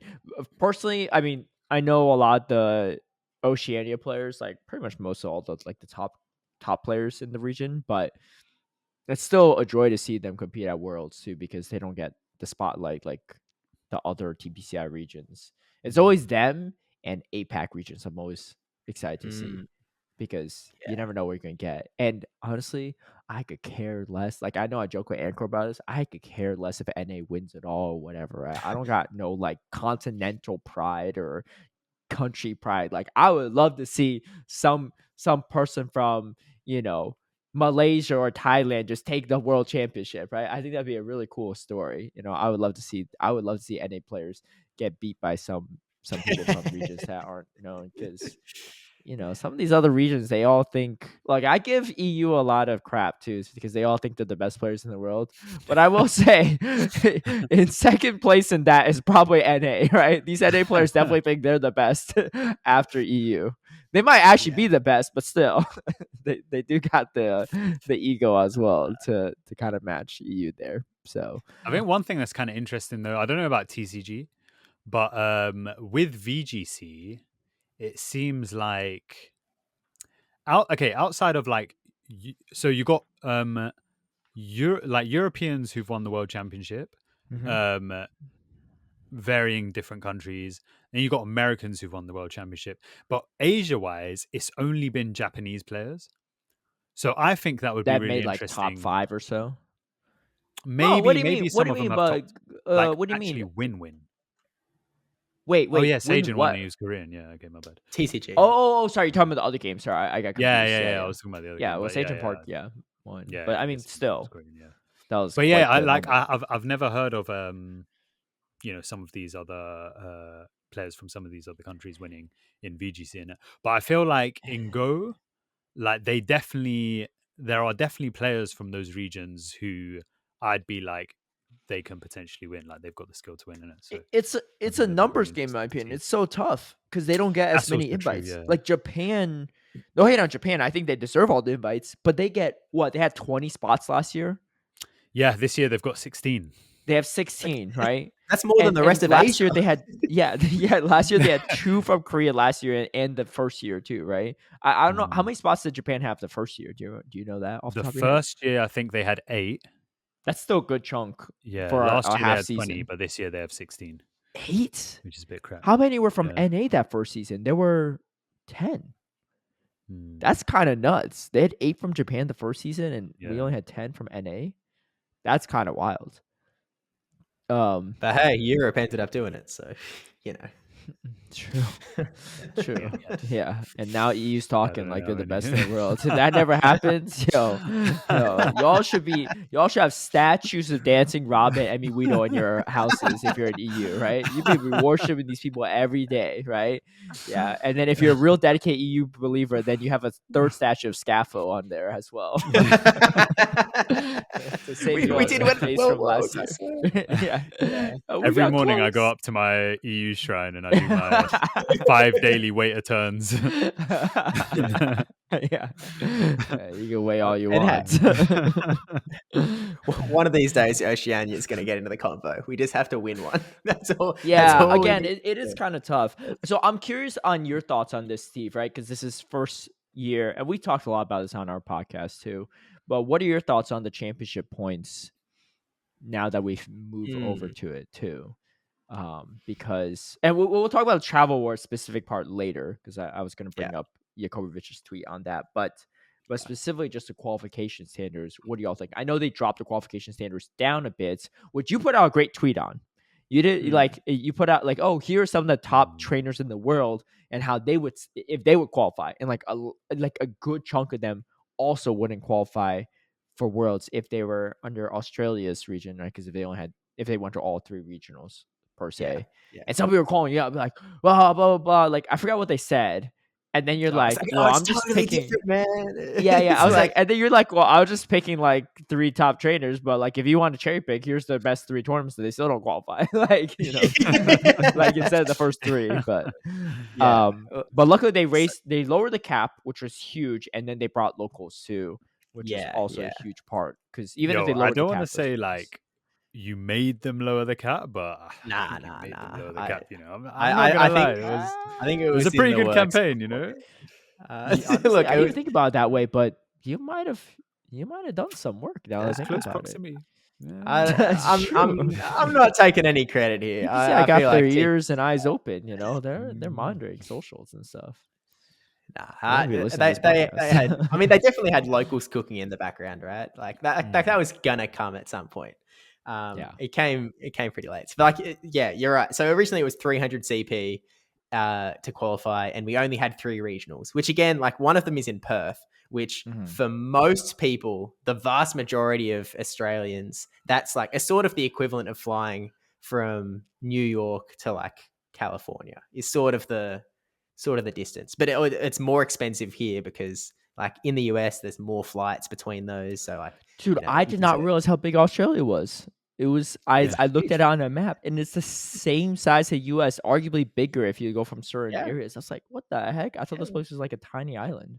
No. But it's a huge continent. That's how we got the continent title instead of just country. It's huge. It's you don't see New Zealand getting the continent title. But like, it's one side of the US to the other, basically. So like, it's a long trip, and like, there's only one flight a day because it's like, you know, no one's going out there, so it's expensive. Yada yada. So like, ignoring that massive cost part of it, attending all 3 regionals, it was like, if you got top 4 twice, you still didn't qualify. And it's like, which is kind of insane, especially if like Perth had 27 people. So it didn't hit the kicker for points for 9th and lower. So like, say you went 4th in Brisbane and then you went 4th in Melbourne. Again, you still haven't qualified. So then you go to Perth and you come 9th. You're just like, too bad. You don't qualify for Worlds, which is just insane. Like, that just doesn't work. So it was kind of like, you know, we need either the cap to be reduced or we need locals. And eventually they did both. So the cap went down to 250 and locals got introduced from March. So we had 3 months of locals, March, April, May, which have been pretty key in getting a lot of Aussies qualified. And also the first ever New Zealanders qualified for Worlds. Yeah. We got 3 Kiwis qualified for the first time, thanks to championship points. For what continent does New Zealand count as? I think like by some definitions, Australia is usually what people call the continent, but it's sort of like an oceanic continent. Yeah, so they just sort of get Oceania is not a continent. It's just right? Like, again, it gets region, Australia is the big title, but they just sort of hang out with us. I've never been to New Zealand, but if I were to live anywhere besides here, I'd probably live somewhere in Australia because that place is so nice. It's so nice. And the people there are same vibe, man. But it's but it's so far out. It's ain't nothing close to it, which is unfortunate. Because if it was like, you know, right next door, like Hawaii or Puerto Rico for us, then I'm moving. I'm throwing my cats on the plane. We're going. I'm gonna be there. But no, it's an awesome place. If I had to move from Australia, New Zealand's definitely where I'd be headed. But I heard New Zealand. Championship points anyway. I think that like with a full season of locals, the 300 CP cap's okay. Like, it's fine. Like, people can get there. We don't need 250. 300's good. Because we only have the 3 regionals, it's like really tough if you're from one of those cities that don't have locals, though, which is like a complaint that goes around Europe a lot as well, right? It's like, you know, my country doesn't have a good local scene, or, you know, some of them aren't allowed to have locals at all. And it's like, it's sort of the same thing if you live in like, you know, I know one guy lives in this city that's a 6-hour flight away from sort of the closest local. And it's like, well, he's not going to be getting any local points. So if they want to qualify, then it's just regionals. But there's sort of like only so much you can do to try and lift all tides in a way. Like, what struck me as insane was like Lyle's tweet, right? That you talked about last week with like, Canada only, I mean, originally they only had 1 qualified. Now they have 2, thanks to that special event. I mean, now they've got 3, and the other 2 had to leave Canada. 2 qualified. They go to Latin tournaments to qualify. So So I mean, they were traveling internationally to NA tournaments to begin with, but they had to go to a whole different continent, right? Well, no, Puerto Rico's technically part of North America, but that's a whole. It's like maybe you can educate me here, because in my head, I very much had in my head like Canada's not that far from the US, and obviously you have to fly, so there's that level of like there is that financial burden. But in Australia, like that's inbuilt in our head, is like obviously you have to fly because there's only 3 regionals and you've got to fly to one of them. So is it the same vibe, or is it actually like expensive because it's an international flight? It is more expensive. So I'll put it this way. I obviously don't have as many Canadian friends as US friends, but a lot of my friends from the US that want to go to the Vancouver regional, which is just above Seattle, right? So not that far. I think like it's about like a 2-3 hour drive from Seattle, maybe. So not that far, right? To cross the border and everything. But a lot of people I know were trying to fly into Seattle and just going to rent a car or carpool up with some buddies from Seattle and go. Obviously, that's a way longer travel than flying direct to Vancouver, but it was actually a couple $100 more just for that alone, just to cross the border.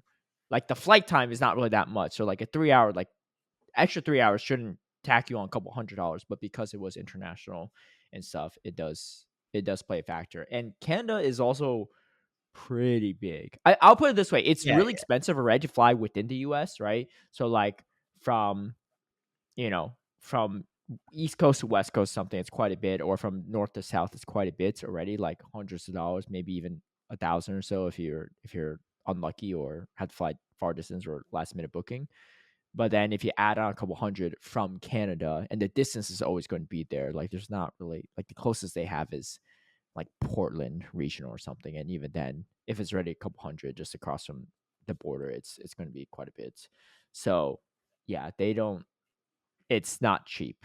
But the difference is for Australia, Perth's not cheap, but you only need 250 points or whatever, or 300 on the old system to get there. Whereas for them, like they might fly to Portland or LA regionals or Orlando, whatever, and they don't get any points for it. Or even if they get 3rd or 4th or top 8, they're not even a 5th. They're like only a 5th of the way there, right? They got to do this all over again. So I think that's a concerning factor as well. I think if the points, that's what I think Lyle was saying, like, oh, he's not, I don't think he was even advocating for like, we need more regionals in Canada. We need to have our own stuff. But I think he's just like, if our points are just a little bit lower, then it'll be a little bit more feasible, because for us, it's like we're in region, but like we're still flying internationally, right? So that's fair. I just find it so mad that these things, because it's like such a valid thing to bring up, but the fact that these things haven't been brought up with TCG and VGC in the past is just wild to me. Yeah. Well, I mean, we talked it's about like, that how a are little bit we because making these changes then, well, as opposed to them, here's my thoughts, and this is just a theory, right? So it could be far out, like inaccurate. But I'm wondering if part of it is because it's one of 2 factors. Either one, the really good Canadian players have found a way to go to these tournaments and make money off it, like, because we talked about last time, there's prize pooling's way higher because they have way more players. And like, if they have way more players and you're like consistently in like that top 10% or 5% of players, like you're probably getting a couple hundred to like 1,000 something plus every tournament you go to anyway, and booster packs you can sell. And if they've been around for a while and they're successful, they might have sponsor their flights. My other guess is also the only few traveling from like Canada into like into the US for these tournaments, or like going consistently for these tournaments to qualify for Worlds, are either super well off already, have a lot of dispensable income, or they're ready, the people that can't afford it have already quit the game, because the game's been around for like 10 plus years, right? Like at a certain point, like some of these Canadians are like, dude, I just can't do this anymore. Like this is too much. I'm not performing that well anyway. Like it's not worth me spending a couple $1,000s every year to try to qualify, and I don't qualify, right? True. So, but again, I don't know a lot of really good TCG, VGC Canadian players. I don't really know my VGC and TCG players in general, but the ones that come to mind aren't Canadian, so I'm actually not sure.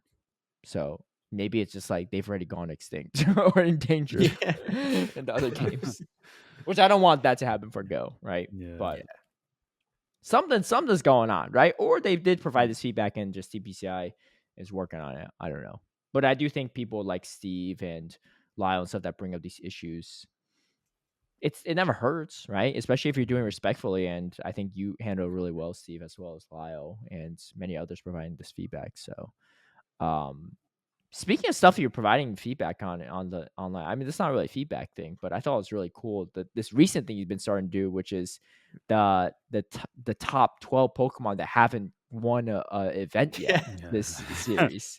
I know we could cross Mandibus off that list after this past weekend, but took its time. It did. Oh my goodness. But what's on the list now? Actually, after that. Was it just Mandibus that got crossed off recently, or? Well, when I first made the graphic, like the top 3 were Mandibuzz, Guzzlord, Mantine, and like I kind of messed up with that one. My bad. That's such a busy weekend, isn't it? So I didn't update the. But no. So like when I posted it, like a couple days before Guzzlord had won Thingo, and it hadn't been updated on Dracoviz yet. But like that was still like if I posted it 5 days earlier, it would have been accurate, right? So like I thematic wise, I think it was still fine. Guzzlord only just left, Mantine only just left thanks to Paul Harsher, and then now Mandibuzz has finally got a Dubsky. So it's sort of like less like when I first made the graphic, I was like, this is insane. Like this is wild. But now like the top is like Charizard, and then it's like Carbink and Clodsire and Bastiodon is still hanging out. Bastion. Yeah. So like it's sort of come on, man. Gone down to like I'll try to niche picks now. It got first place once ever in like one of the first ever tournaments in Perth 2022. Yeah. Never again. That's the only tournament that Bastion win, including like qualifiers too, or just TPCI? Oh, actually, I think just TPCI regions. But I mean, Anicor might know the qualifiers too. APAC qualifiers. I mean, there might be missing data points from that first season though, so who knows? Yeah. Actually, I tried to. Well, there weren't even that many in APAC actually the first season because there's the first season and then that general, qualifiers. So and it wasn't Bastion that won those, right? So it was Rob Drogo's the only person that's won a tournament with a Bastion on his team. That's probably bad. That's a possibility. I do recall Bastiodon being like in the top cut of some of the Asian ones last year, but top cuts. I don't remember. It's hit top cut. It hit second place a few times. Second place a few times. I have the bulk of that on myself. I think I have. That would be an interesting data point if you could find that for me, Anicor. Just for my personal thing. How many second place finishes at tournaments has Bastion had at official like regional IC and above tournaments or qualifiers? If you can find that data for me. Well, you've got like 3, right? And then I have 3. Yeah. Well, Rob Drogo came majority shareholder of this stock. I think you're probably you're definitely the biggest shareholder. But we don't have Rob Drogo because he got first, right? So let's take him off the list, right? But Rob Drogo came second the next year with Bastion. Okay. He got it all.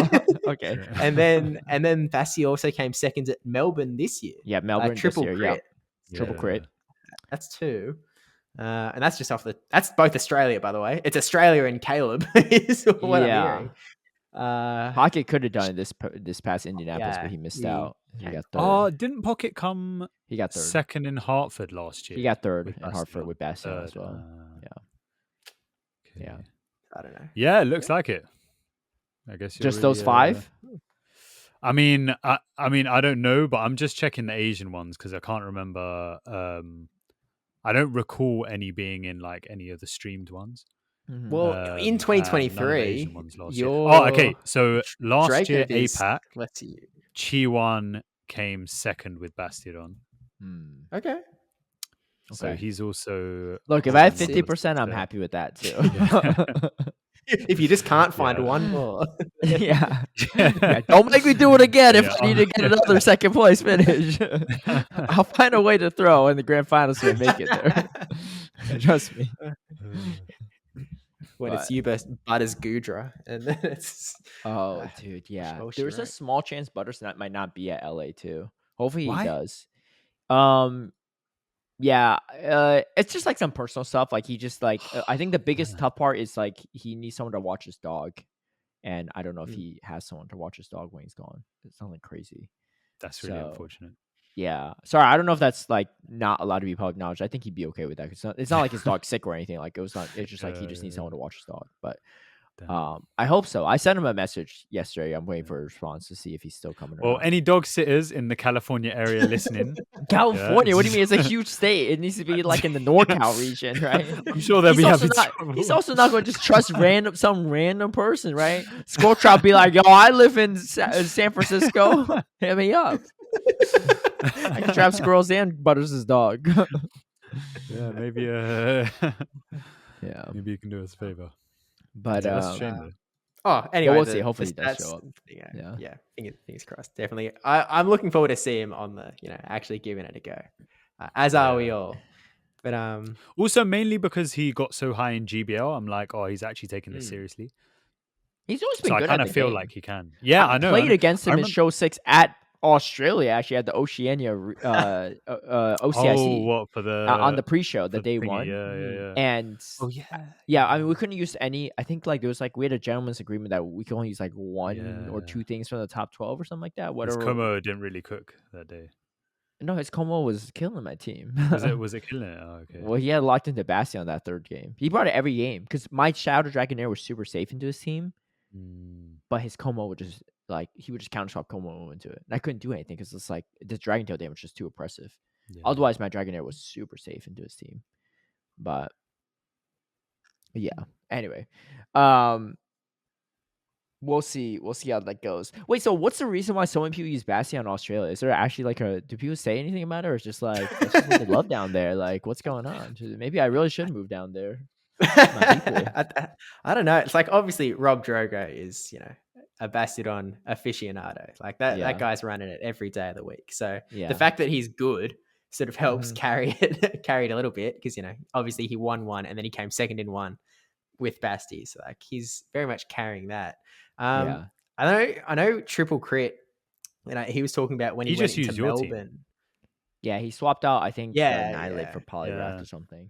Yeah. So I mean, that's your influence, I guess. Well, I don't know if that's a coincidence or not, because I remember some. He did come up to me, and the first thing he said was like, "You recognize this team?" Okay. So, I was like, fair enough. Thank you. No, because I remember I forgot this person's name, but it was right after my San Diego run last year, the very next regional in Europe, I believe. I think it was Liverpool. It was I think it was Liverpool that year. Ran the same exact team as I did in San Diego, and they also had Dynamic Punch Metacham. And I remember I tagged them in a tweet or something, or comment down their tweet, like, yo, I love the team, whatever, blah, blah, blah. Or I love the idea, And he was like, oh yeah, I actually came up with this team myself too, with the same exact moveset. You just happened to run it in San Diego, but I already had this team made. I was like, oh, okay. Well, good to know. Well, it's a great thing. Great minds think alike, huh? No plagiarism here. No possible plagiarism. I forgot who it was. I don't know. Maybe it's true. I'm not saying it's not true, right? But what are the odds it when sounds like you're saying it's not Galarian Stumpus meta, right? And he's running a Registeel and a Bastion as well. And the Dynamic Punch meta champ is the one that really threw me off. I was like, really? You came up with that too? And the double ghost and knocked out my team was not that meta. There were a lot of things that weren't that meta outside of the Bastion. It's someone in Liverpool. I don't remember who. They didn't make it into day 2, so I don't know. But I remember when I saw that, I was like, oh, I like it. Too fizzy. Too fizzy is the person. Maybe they responded to my podcast episode or something. I don't know. I could have sworn they said something on Twitter, maybe, and it wasn't on a podcast. I don't know. They either just think the same, or they're a big fan. They don't want to admit it, or they're still listening to this. Like, dude, give it up, bro. It's been a year plus, right? I get it. I stole your team. Caleb just can't fathom the idea that someone else thinks the same as him. It's just impossible. It couldn't happen. I can't. Yeah, I can't. Triple Crit out loud. He took the team. Yeah. His team ended up being super weak to Whiscash without the Polyrath, though. I remember that. But, yeah, it was rough. But Jakobovic's team was kind of weak to Bastion too, if I recall correctly. I think he had one answer to or something, right? I don't know if it was. Well, he had that Shadow Whiscash, and I think that was the main. Well, yeah, but like if you don't get the Shadow Whiscash on it, it's kind of like weird, right? Wait, what was it? It was Brisbane. He had a dragon. No. Sorry, it was Melbourne. Yeah, Abomasnow, Charger Bug, Shadow Gligar, Lickitung, Pelipper, Whiscash. There's only one thing that consistently beats Bastion on that team. So, I mean, honestly, that's like 15 games. Yeah, that's fair. Yeah, that's fair. Yeah, because if there's no like if I catch a Whiscash anywhere besides my Bastion, I'm chilling. I don't think it ever really worked for him. I feel like most of his Basti games he lost. Oh, really? So that's kind of nuts, though.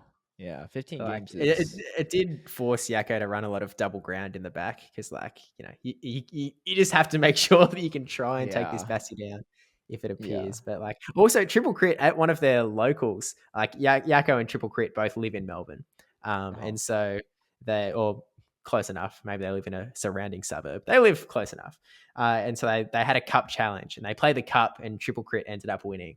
And it's like happy days. And then Yakko, I think Triple Crit to Yakko was like, so are you gonna change your team for the challenge? And Yakko was like, yeah. And Triple Crit went, bet. And so he built his challenge team with Bastiodon, Shadow, Victory Bell, Wigglytuff, and just RPS'd him through to the win in the challenge as well.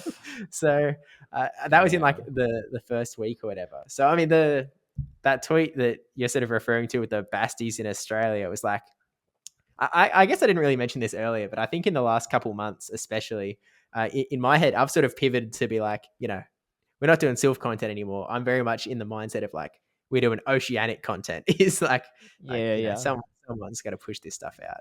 So when Meta Simplified is Bastion on the center, and then a bunch of stuff surrounding it is what I gather. I'm going to draw it in the shape of like the Australian continent, just like happy days. But when local started up, I made this graphic of like all of the local winners from like the first week, and there were like 8 tournaments in the first week because like everyone was pretty keen to sort of get on board, sort of ASAP.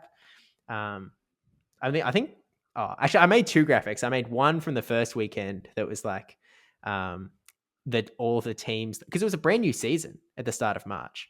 Mm-hmm. And so all the teams that got championship points, which included one guy with Wailer. So, you know, I that's true. Yeah, you run some pretty wild stuff too. Yeah, it's Wailer, Whimsicott, which Whimsicott, like I legitimately thought Whimsicott was going to have some serious play in the Wait, I'm looking up what you ran into Anicor when you almost beat him. Was it Brisbane or Melbourne? Was it Melbourne? Sydney. It was Sydney. Oh, Sydney. Gotcha. When I ran Wailer. You had Wailer, but you had a Shadow Alolan Muck too. Yeah. Oh, and I put out that tweet recently as well, where it was like, only 4 people have ever run Shadow Amok, and it was all in the first 2 weeks after it was released, and then no one has ever run it since. And the only successful run was that top 6 Sydney run alongside Wailer. So to make of that what you will. But yeah, that's Anicor. Anicor's spiciest Pokemon for that meta was a Shadow Alolan Ninetales. Yeah. At that point, it wasn't even spicy either. It wasn't. No, that was a joke. It's not spicy at all. That was pure meta. What you mean? The other Pokemon was Lantern, knocked out Trevenants. Galarian stuff is Swampert. I think that team, it was like Dilap's team or something like that. You ran. No, I don't think Dilap had a Trevenant, right? He had the Water Gun Lantern. Axon's team or something. Or no, maybe it was. I don't know. It was one of those two. Yeah. I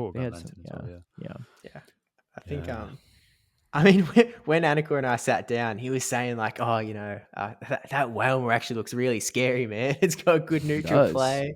It beats like 4 out of the 6. He didn't bring it a single game though. No, here's the thing, right? Like I went into this tournament into Sydney so unprepared. Like I was really busy with other life stuff in the weeks beforehand. So I was like, I've got no time for prep. I'm going to go hard meme here. Like that was my just resigned to the fact, like I'm losing. I'm going to lose fun though. And so I was like, let's put Wailer on here. And I was like, Shadow Amok, just like this was the first tournament it was eligible for. So I was like, let's put that on there. On the train ride to Sydney, I like watched Swag Tips' video talking about like the Shadow Amok, like how good it is and whatever. And I was like, it doesn't seem that great, but we're running it. running it anyway. So I went in with no prep or whatever.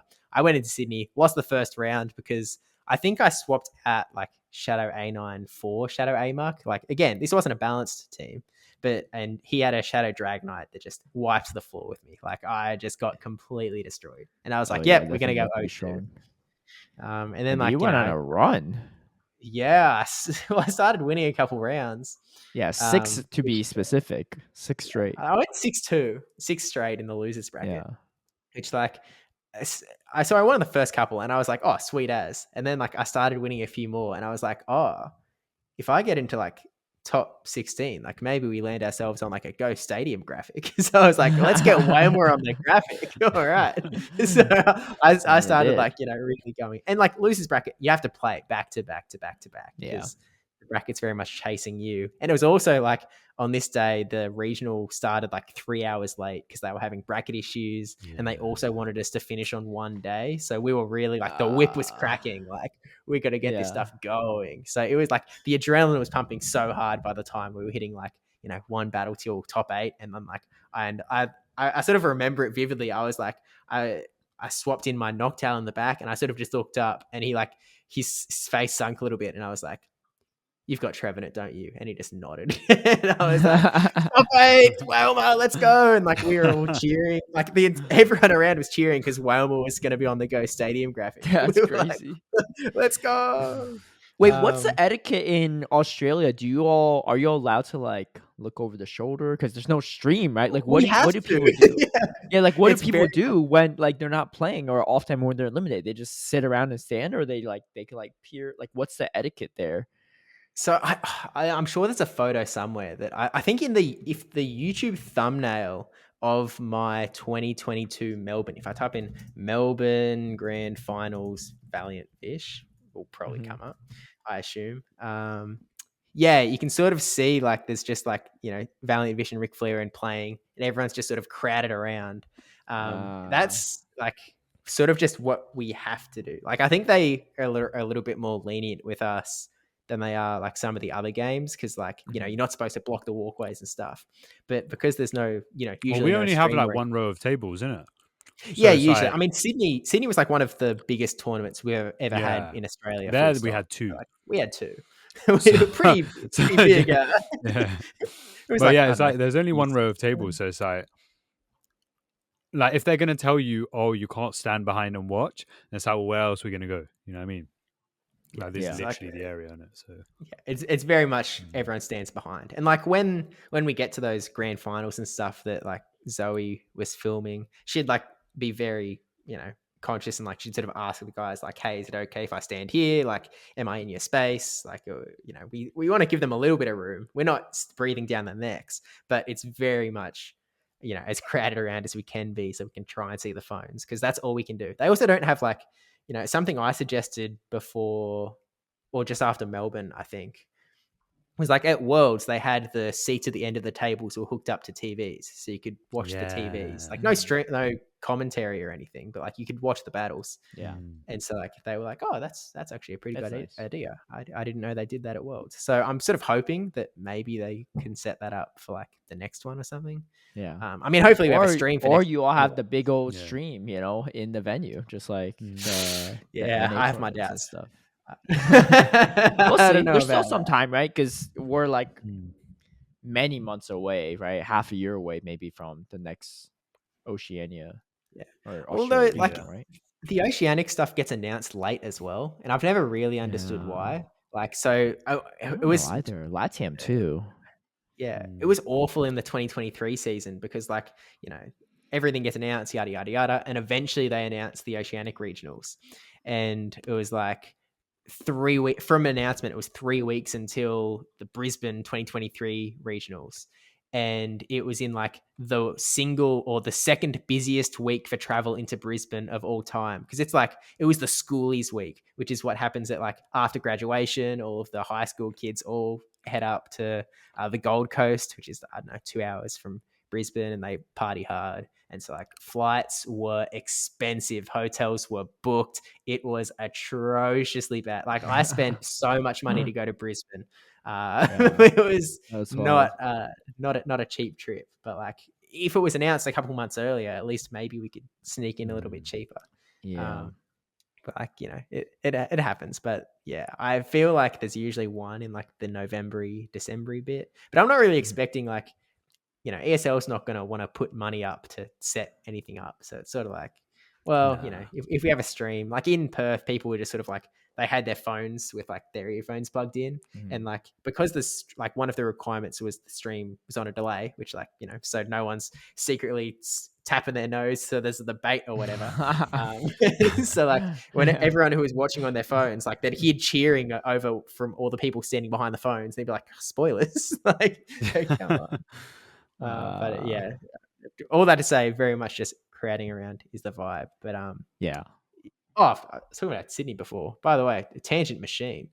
No, it's all good. Like, I don't even know how we got there, but yeah, no idea. But I figured out on the fly Anicor with the Sydney team, which is wild. Yeah, I really figured out in the moment because again, no prep. But as I was going, like I had a lot of opponents that had Trev in it. And because I had Wailer and they didn't really like it wasn't open team sheet, I don't think. Oh, was it? No, it wasn't open team sheet. Yeah, so they knew you had a Wailer, but they didn't know what moves it had. I don't even know what moves it has. Yeah, at the time it didn't have Scold, so I was running. I was running water gun body slam, which was the standard. But the second move, I don't remember what people usually. I think water pulse might be what people usually run. That was like the standard move set. But I ran heavy slam just in case there were like shadow A9s. Like I think water pulse is just so bad. You have something to hit Trevenant with too, right? Because otherwise, water pulse there's some counterplay. But I figured out because everyone was so scared of the Wailer, they would like always bring Trev. And I had Metacham as well, but Trev came like every time. So I was just like, oh, I'm just going to play ABB with Noctowl and Shadow Amok in the back. Use Shadow Amok as the safe swap. And it works like every time. Like it was the goated strategy. And it just like kept working over and over and over. It's like, yeah, Anicor. Wailer really. Anicor. When I say game 3 was a tie in it, I was sweating. Oh, you tied game 3? Yeah. Was it a rematch? Yeah. We were 1-1. I actually thought I was going to lose that one, innit? But luckily, if you did, I would have been laughing for the rest of my life. You might not even be the co-host. I have the guy that lost to Wailer be my co-host. Come on now. It was a Shadow Amok. Yeah, it don't matter. Let's get that straight. The Wailer didn't come into the game. Peak was better than worse than some people's rustiest moments. That's not good. And Shadow Amok still not a good Pokemon, man. Like that's not better. Yeah. That's not good. It looked so good. It had good potential, but it's hard to use. It's not old Shadow Nidoqueen by any means, unfortunately. No. And actually, at one point, the only like major mistake that Anicor made was like he shielded an acid spray when I didn't have enough energy for a dark pulse or something like that. And I think you're being really nice here. He's probably had other major mistakes too. You're just not sharing. Good thing there's no footage, right, Anicor? There's no stream. Because chat would have been roasting you, right? That's that EU counting right there for you. I mean, in my head, I was like, after the tournament, I was like, oh, maybe it's a good thing we didn't have a stream because if there was a stream, I wouldn't have played. I wouldn't have got top 6 with Wailer, right? So it's like, you never know. You never know. I wanted to see Anicor's face when he shielded that acid spray because I'm sure Grub was stressed. I could already see it already, right? Honestly, I don't think you're the kind to even show your face. You'll be like you're just like going to look down, but internally you can see that he's panicking, right? But externally he's like, outside, nothing's happening. But I feel like if that's me sitting across you, I'd be like, yeah, I know you're panicking right now. I can sense it. Good times. Well, so close. We'll see. Yeah, that was Anicor's peak regional too. So let's see if he tops it. Hey, 2024, my year. Yeah. How about you just do this year? You still have. Oh wait, we're already in 2024. 2025. Let's go. No, let's do this year. You're literally going to Bologna. There's nothing you can't prep. What do you mean? Like, there's nothing you can't do to prep for Bologna to be like in that top cut or top 5 finish or number 1 finish. It's all possible. You just need a scrim. You can't do what Steve does on the train ride over, because you do that for your cups and you end up getting 4 out of 4, 6 out of 6. So yeah, some people can last minute prep for sure.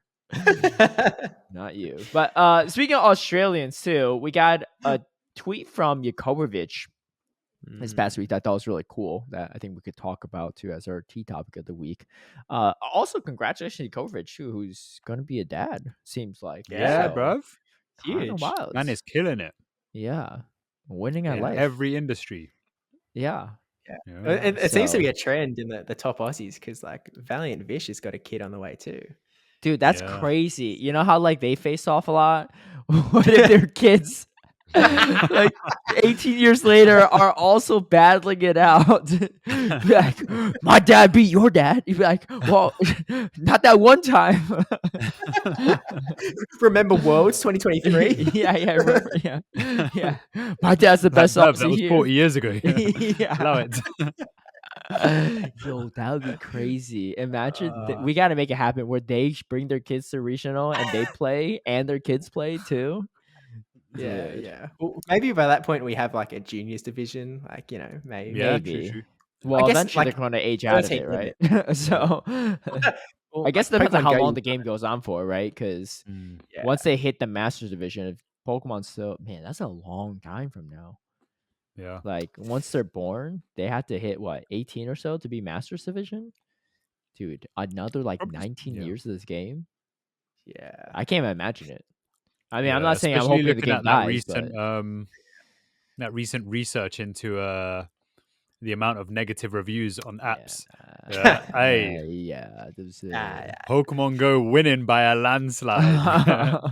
Congratulations. They say there's no such thing as bad press, but I beg to differ. Anyway, Yakovovich says in his series of tweets, as we are drawing to the close of this season, I'd like to open a discussion regarding the current means of qualification and travel awards within the regions it applies. Curious to hear people prefer the current system, previous, or perhaps a hybrid of the two. Disclaimer, this isn't a means to criticize how the current format is running, but rather a way for people to have an opportunity to express suggestions or changes. Given that a goal of the Pokemon companies to have World Championship showcase the best players of their respective games, as well as to continue to grow the number of participants attending Worlds, for this it makes sense to utilize the CP system to enable a greater number of people to qualify. This brings me to the topic of travel awards and the CP race for them. I feel that the race for travel awards should solely be based off points earned through official regionals and internationals rather than total points earned through locals and tournaments. People who pay to travel to countries and even continents deserve to have their commitments rewarded through their performance at these events compared to simply driving an hour to compete at multiple small events. This belief also stems from not everyone having access to the same number of local tournaments and likely cannot spare the time and or effort to attend several of these throughout the season to maximize their points. This could also apply to the hefty expense regionals require. An alternative method of earning travel awards could be a combination of old and current format, have the winner of each regional /IC guarantee one, while also having additional travel awards award to highest points earned per region. These could also be cascaded from those who already possess one. I'd love to hear the thoughts of the community with this topic, as I know I've had many discussions about it with other competitors. What do you think? I think it's a great take personally, but I mean, like I the first thing I saw, like when I read that, I was like, oh, he makes some really good points. And then like in the comments I saw Rick Flareon was like, I think locals should count towards the travel award at least, because then like what motivation do you have to attend locals after you qualify? Because like Rick Flareon, his last couple months has been like, you know, he qualified from, well, he would have qualified from locals anyway, but he ended up qualifying from winning Perth. Like he only needed like 5 more CP or something at that point. And he just won Perth for good measure. But like he's been grinding out locals ever since Perth to essentially rack up championship points for the travel award. So like that's been his motivation. So he's very much coming from that side of things. Yeah. And I can sort of see that as well. I feel like there does need to be some sort of a balance, because like the cups really are so stacked compared to like what a regional gives you, especially when like, you know, you can come top or 9th place in a regional and get 60 or 80 points. and like winning a cup gives you 50, and a cup can have 4 people. Yeah, you can lose a cup and get 32. Like right now, I've just played locals. Anicor's well versed in this topic too. I know. He's well aware. Like even I'm a third of the way to qualifying for Worlds just based on locals, and like none of them were gimmies. Like they weren't just 4 people locals like some, but like I don't deserve to be a third of the way. Saying the EU now. So it's sort of like I feel like it is a little bit too stacked for locals. At the same time, I don't want to disadvantage people who are stuck. I mean, it's a little bit different because the Oceanic region is the only region that you can qualify entirely from locals, and that hasn't happened in Australia. But where it has happened, you can is do New it Zealand. You can do it in LATAM as well. Isn't it 400 points for like? Oh no, they're 300 as well. Yeah. So I know a lot of people have qualified solely through locals from LATAM. Yeah. Well, like I think it's a really important for countries like New Zealand who don't get regionals. They have to travel quite a way. Like it's not just an international flight; it's an international flight over the ocean to attend any regional. And so, like, I like the fact that they can qualify just off locals. So I don't nerf locals to the point that isn't possible.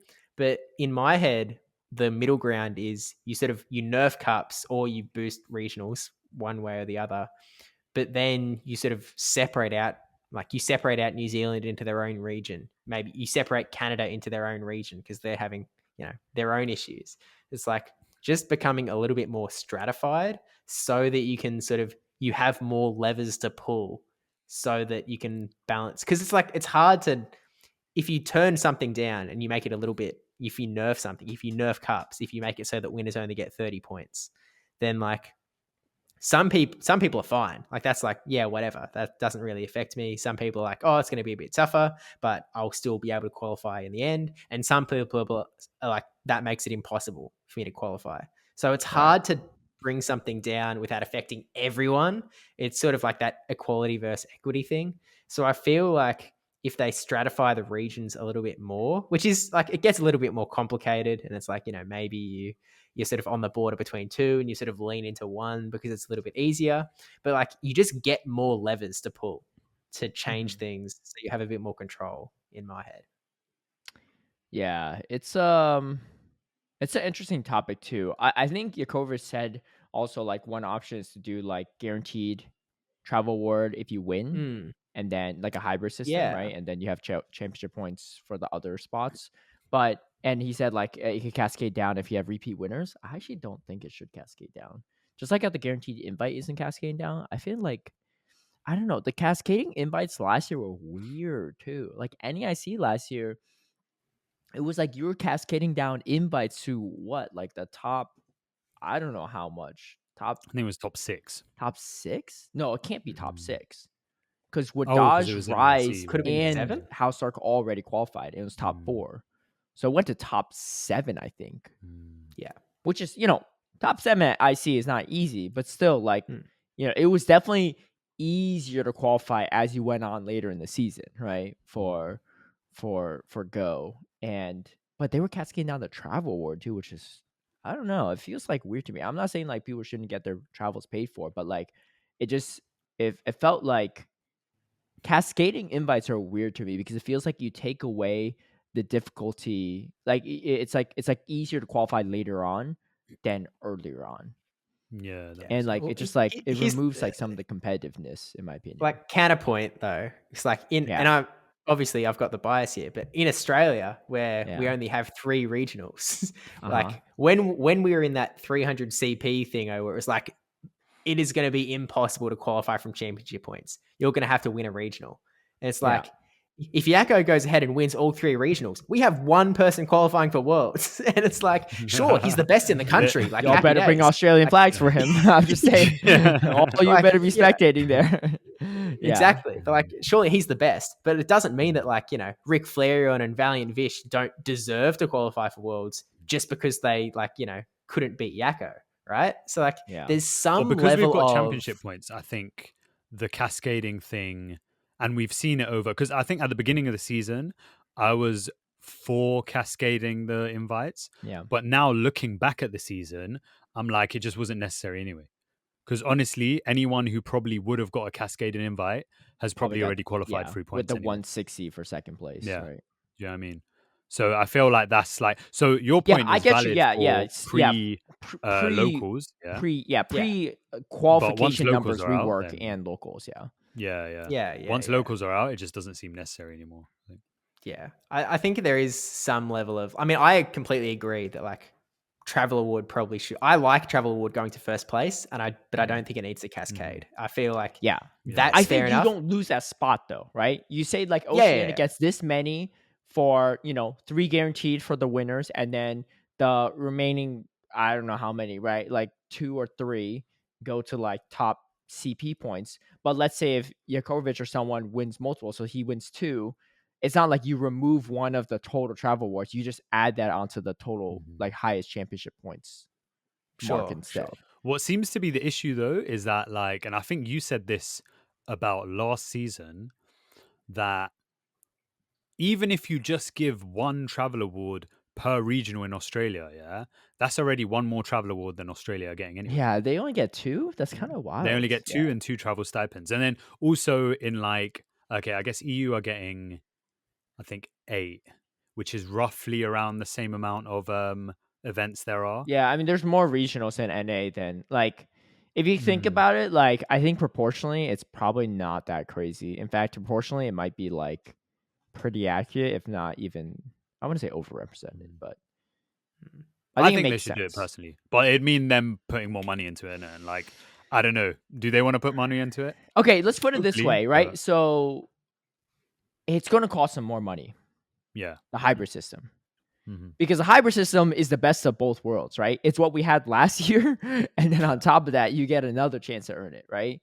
So if I were to guess right off the bat, TPCI probably veto that, right? Unless they have just extra money that they could spend for this. But it's a Pokemon company, and yes, they might have money, but like they don't have unlimited money for the championship series circuit, right? Like their budgets are allocated for different departments for different reasons. So like they can't just because they have, I mean, they already are hemorrhaging money just hosting these events because they don't actually make money off of them, right? It's just maybe their YouTube channel's doing well now.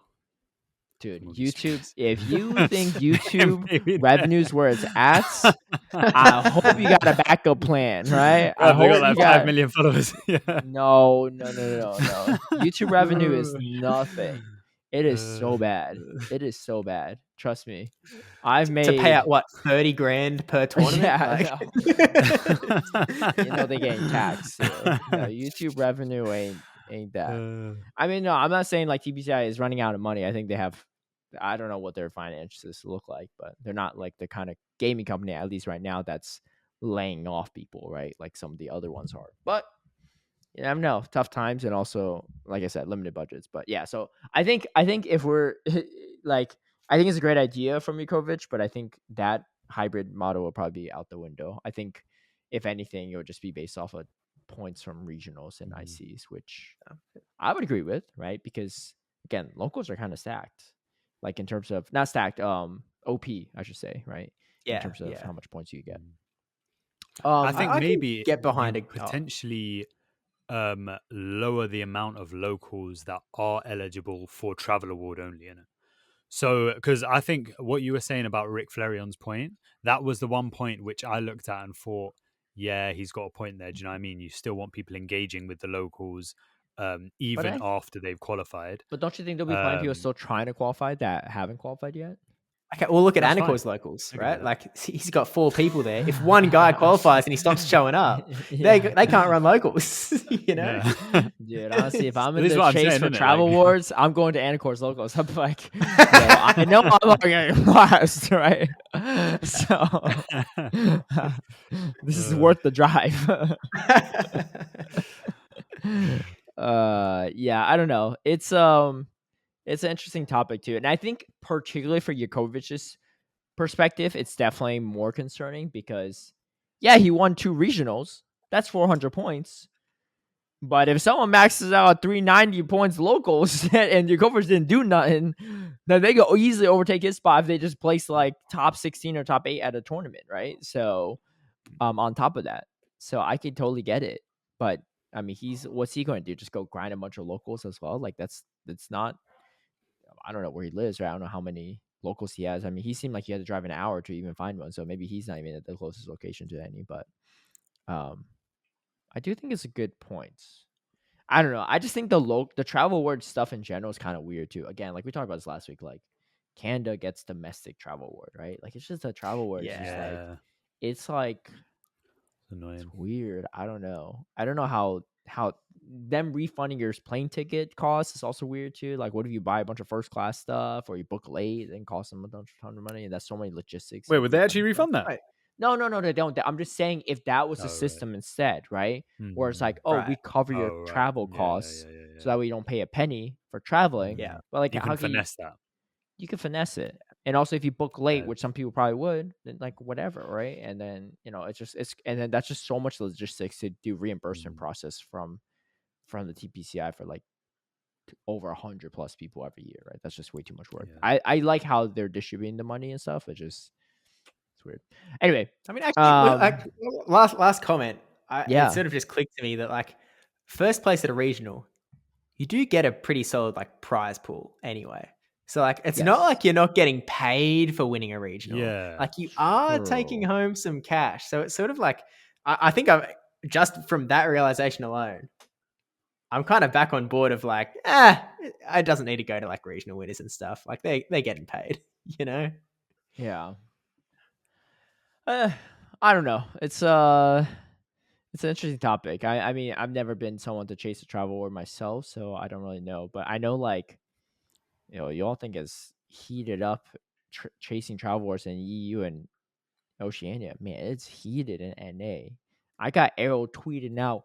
Any way I could check what people's point distributions are for their personal locals? I was like, why do you care what how someone else is doing their locals? Like, is it like? But I know a lot of them are coming to LA to compete. Spoiler, like Rise and Arrow are both going to be in LA to compete at regionals. They've already qualified for Worlds, but they're chasing that travel war for sure, right? But think about it. They're both in Texas. They're flying halfway across the country. Yeah, I don't understand that part, Well, I don't know. I mean, I don't know what the financial situations look like for them specifically. I know Arrow has that weird like flight plan thing where he could just like pay like a couple $100 for like unlimited flights throughout the year on standby or something like that. So I think for him, like if he has the time, he could do it. He just has like massively long layovers. He has to show up. Like I think he's like coming to LA like 3 days early because that's like the freest flight he could go on, right? So there's like sacrifices and that kind of stuff. I mean, there's also a part where like it is actually fun to compete. Obviously, they're chasing travel award and stuff, but it is actually like enjoyable. Like if I lived in the US, I would be attending a lot more regionals than like I attended all 3 this year because they're the only 3 we have. I would love to attend more. Like it's actually fun. Come on down for a few months. You were in the US right before the championship series, I think, right? Because I met you was in Atlanta. Yeah. This was back I think they might have 2022. 2021. They might have just been the first European one that you went over and casted. It might have been not that long after I don't think so. Yeah, I think it's right before that. I think it's before that because I literally moved to LA like shortly after that. It was either right after that or right before that. I think I was there in April 2022. Something around there. Oh, that's super close. Yeah. So yeah, it was like either right before I left or right after I got back, I guess. Yeah. If I were to guess, it's probably before I left because I was probably jet lagged for like a week straight. So I didn't know how to travel very well back then, but it's Oh, you've had to learn now. But these days. I mean, I was looking to come to NAIC this year, but unfortunately, like the timing just didn't work. In that, I've got to be in another continent for work, like the Monday. So like, it didn't really work. Wait, what continent? Africa. Okay. Of course. It just didn't work out to go from Australia to NAIC for like the Friday, Saturday, and then like fly out to the Saturday night to get to Africa in time to like. Where in Africa are you going? It didn't. South Africa, hanging out. Oh. Right. Never been, but we'll find out. But it just. I wish that I could. Tropius. Yeah, exactly. I'm just the whole time I'm gonna be like, forget about work. I used to work for a public health company. We're going to be in Africa too for a little bit, but I don't think the places I went was going to have Pokemon spawns. So I'll just put it that way. I don't know. I don't think I would have cell service, to be honest, in the places I was going to, which is fine. I have to nothing figure wrong that with out it, actually.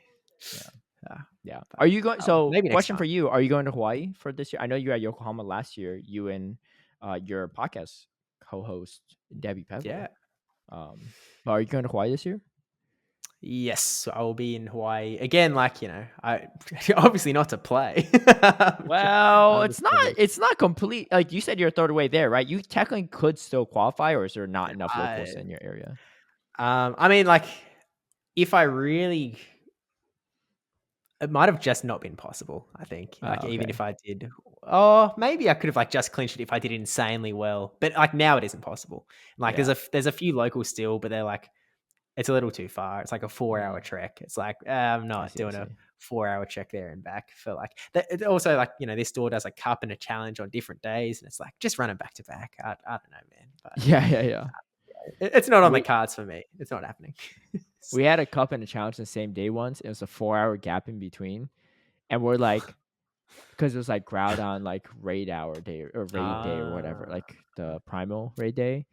So I think they just planned it like that because they thought people would just go out and do raids. And we're like, dude, can we just start this challenge right now? Like, no, sorry, it's already in our system for like 7 p.m. or something. It was like the cup was at 3 and this was at like 7. I was like, everyone's just like, yeah, we're just gonna go. So everyone like left. No one stayed for the challenge, but maybe Dre Flames did. I don't know. I saw he brought a laptop there. Maybe he just scooped up some free 15 points. The Anicor. Hey, as long as you get 4. yeah. But okay. Well, that's cool. Yeah. Well, I'm looking forward to seeing you at Hawaii. Bring the Australian flag. You got some time to order Australian flag, right? If you don't have one. Yeah. Let me just pin that tab now so I remember. Yeah. Not like it takes much room in the luggage. But speaking of last year for Yokohama, I think your podcast started right before then, right? Or right around that time. You with Debbie Pebble too. Tell us about that too. I've tuned into a few episodes here or there. I know your most recent one was with Valiant Vish as well. That's a cool listen. But it's called G'day, Mate. Did I say it? How was that? Actually, not too bad. G'day Battlers podcast. Was it G'day Battlers? Oh, I thought it was good. Yeah. Oh, sorry. G'day Mates is what they say. Sorry, my bad. We were he was looking for an excuse. Like, for those that aren't aware, by the way, like that's how I started YouTube intros, like the entire, well, not even the entire way through. That was like, I record, there was this one time I was house sitting and like I was recording 2 YouTube videos back to back. Yeah, the part 1 and part 2.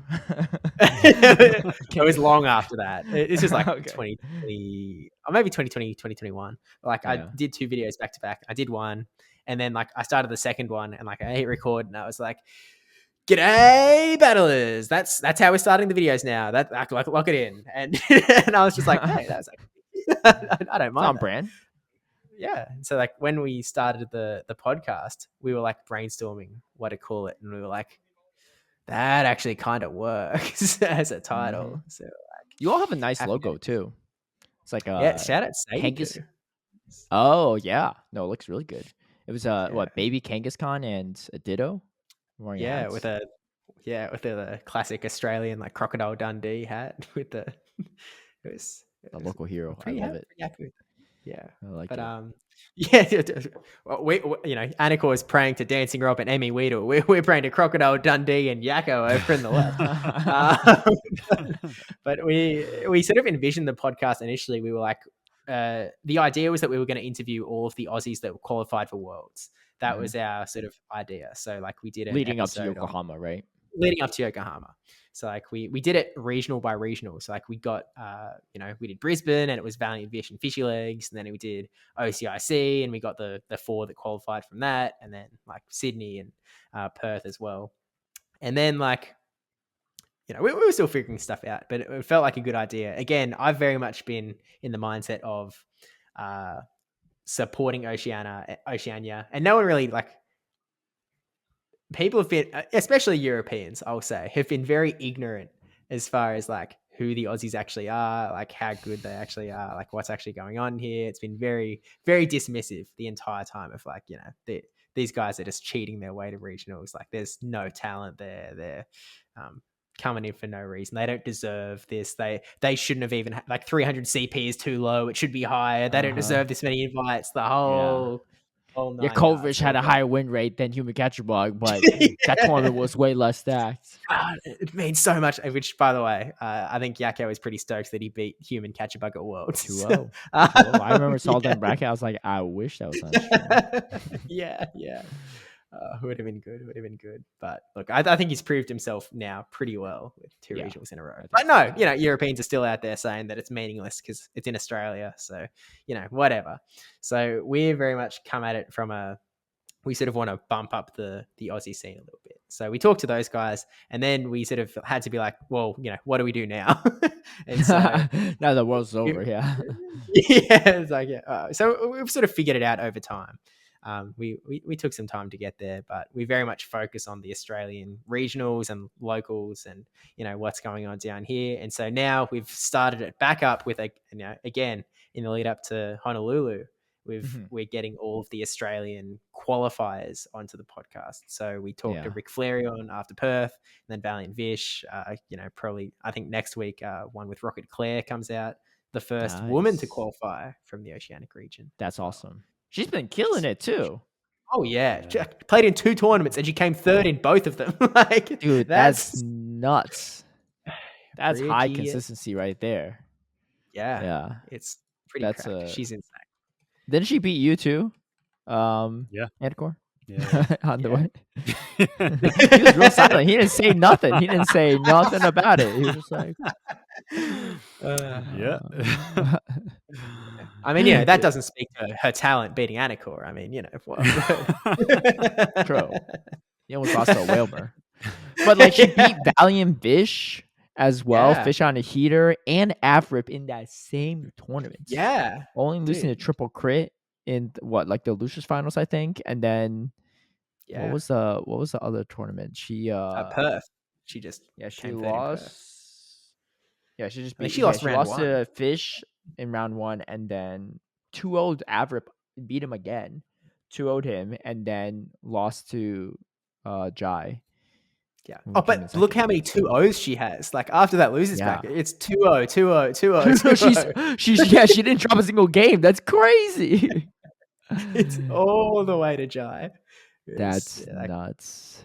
Yeah, she's pretty. I'm looking forward to seeing her. I mean, she did decent at OCIC last year, right? She got 9th. Yeah, I remember she went pretty far. She beat Vish. I remember she beat Vish in OCIC last year, and then she lost to him again in the losers bracket. But still, like beating him once is pretty tough too. Yeah, this is a top cutter. She's always been like she's only played 4 official tournaments, 2 of them being the last 2 top 3s. But like then it was 9th at OCIC, losing to Vish, and like the one before that was the very first Melbourne tournament where she still came top 16. So like she's always been good. Plus she was at like the top of the, I feel like she was always in top 3 of the Silph Arena Australia leaderboards as well. It's like she was one of the first people I faced in GBL when GBL dropped.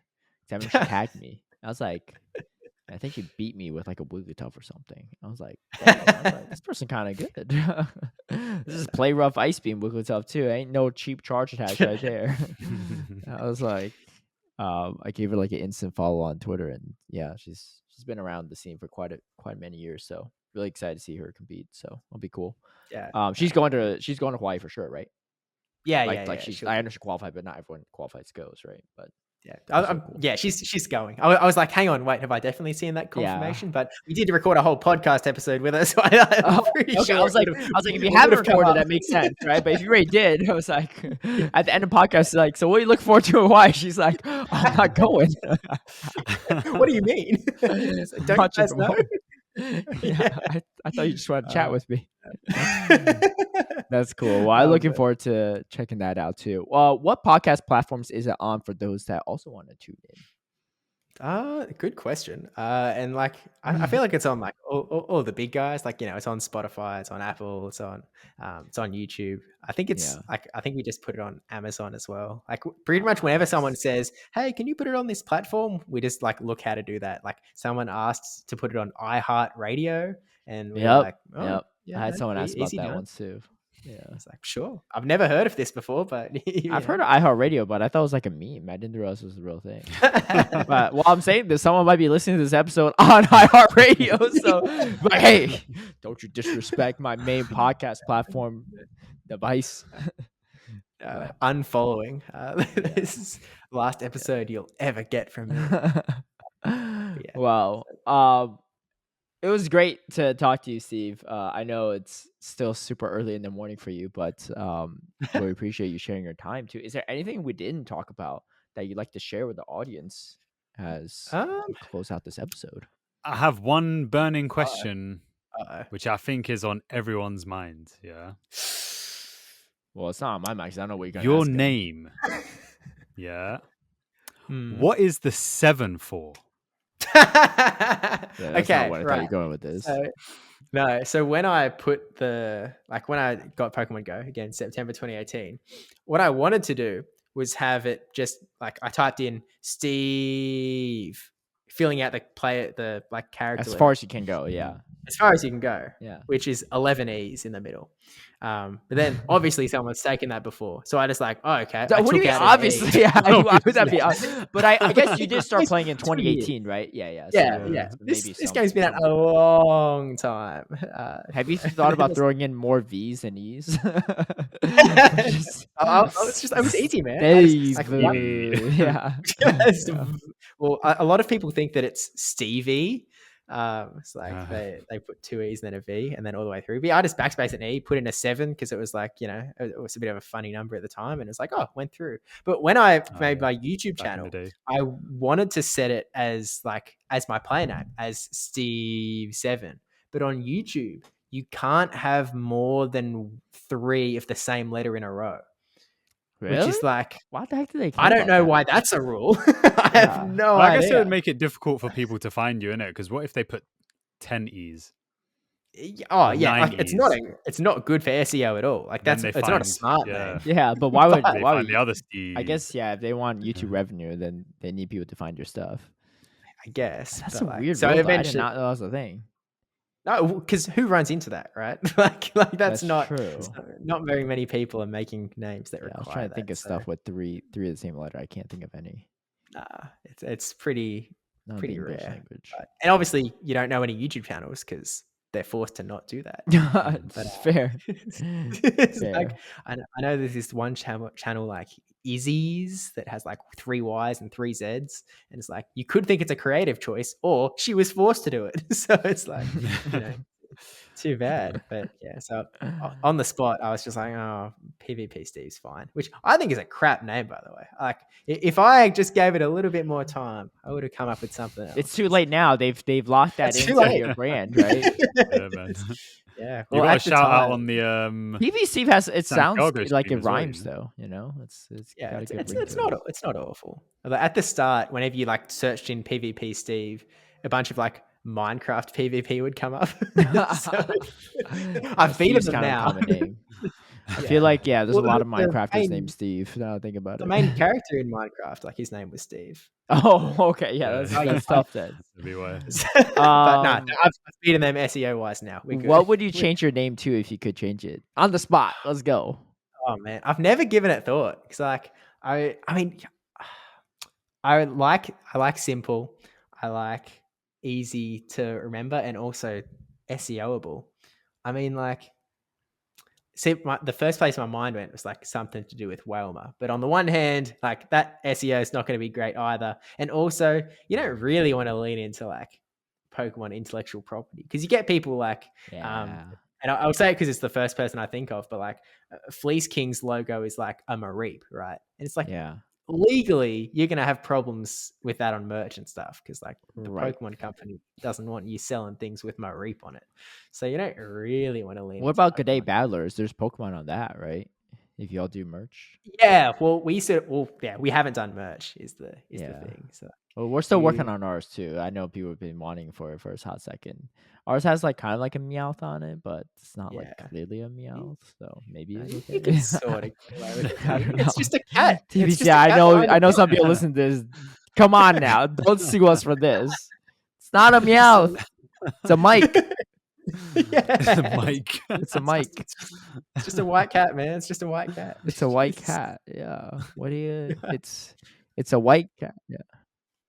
Yeah. It's Anyway. yeah. So we haven't sold merch, but also we were sort of wondering, like, does baby Kangaskhan count as a thing? Like, it's like it's sort of not a Pokemon. I don't know. There's a lot of independent artists that make their own merch, and they're not getting sued by TBCI. Maybe TBCI just doesn't think it's worth their time. Yeah, I don't know. Yeah, I guess you can't sue everyone. Well, be a bit long. Yeah, I mean, like, Nintendo's a bit of a litigious company. I don't know how much that like follows through into like the Pokemon stuff, but like, you know, there was that recent thing where they like said that any Nintendo properties had to be removed from Gary's Mod, which is, you know, something that's been going for, I don't know, over a decade with fan made games and stuff. So like, you know, it's possible that you'd run into issues. I guess, mate, especially if you're doing some official thing for Pokemon, maybe it's more likely to crop up.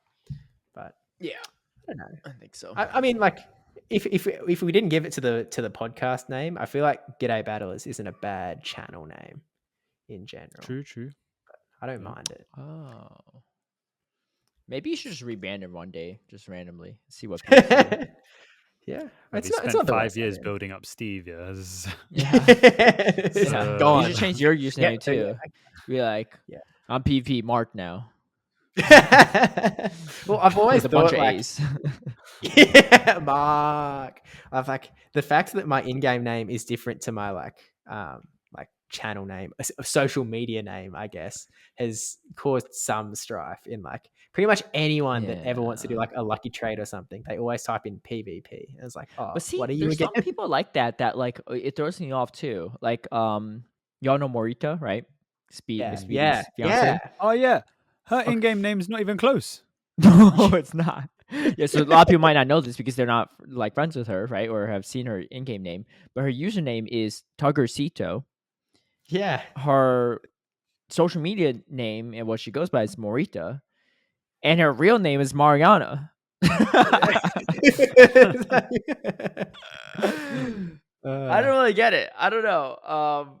I think I maybe asked her once, but I might have forgotten. I don't know. I see her at events from time to time too, so maybe I'll ask her. I could, or easier enough, I could probably just ask Speedy because he should know the story to that. But yeah, there's people like that. The Butters did something similar with his wife when I first met her. His wife's name is Mariana as well. Funny enough, so yeah, you didn't know this? Okay. I thought it was something like Zilonia or something like that. Okay, yeah. Okay, yes. So her Twitch handle, and she only has Twitch just to watch Butters on stream or at the events or his own stream, right? Her Twitch handle is Zarenia. Because it's like a name of like one of her like birds or something when she was growing up as a child, and that's just like what she chose. Like she didn't want to use her. Well, also like Mariana's probably taken on Twitch, right? So she didn't want, she didn't want to put her full name on, so she put Zarenia as her Twitch thing. But the confused thing with Butters, right? Because Speedy never confused me, right? I knew that Morita had different usernames, but he never confused me with who he was talking about, right? It was very clear that he was talking about his fiance, right? But when Butters was talking, he was talking about like Mariana. And then he'll introduce people to her as Zarenia. And I'm just sitting there confused. I'm like, you're dating two different people? Like, what's going on? Right? This is before they're married. I was like, yeah, maybe this guy's polyamorous. You never know, right? Or maybe I was like, or maybe he's like, man, he got a side chick like in person and he's just gonna introduce, like, he's bold about this, right? And so I remember I was super confused because he was like, yeah, my girlfriend Mariana. And then he introduced me to someone named Zarenia. I was like, who the heck is this? Because I just saw her give you a kiss, right? In Germany, right? It was like the first event. I was like, I was like, I just thought you said you had a girlfriend named Mariana. And I was super confused too, because like I knew that Speedy's girlfriend time, now fiance, was also named Mariana. I was like, the heck? Why are you talking about his girlfriend too? Like, I'm so confused. I was like, did I mishear? Turns out she's Mariana and Zarenia. Yeah. Anyway, there you go. Again, I do have different names. Not everyone doxes themselves on the internet like me, so it is weird thing to do. But I did just remember one other story that I meant to bring up, and I think I've mentioned this to you, Caleb, when it happened. But back at the Sydney Yokohama regionals. One? Oh, okay. No, well, Same thing, but oh really? more, Okay. yeah. I didn't know about Sydney one. Yeah, go ahead. At Sydney regionals, like I sort of sat down against one of my opponents, and they were like, "Oh yeah, it's so good to meet you, man. After you casted my battles," and I was a little confused. I was like, I don't remember. Like, I don't recognize this name. I'm like, yeah, I was like, okay. were you at Silk Worlds? Like, yeah, I don't recall. So I was like, so in my head, I was like, oh, so it must have been a while ago because like I don't remember it recently. And he was like, no, and like we traded team sheets, and he was like, at OCIC, and I was like, oh, okay. So I was on the OCIC stream, but I wasn't casting any battles. Yeah. So I was like, okay, maybe he's just, I'm not sure what's going on here. Maybe he's just misremembered. And then he looks at the team sheet and he's like, no Bastidon this time. And I was like,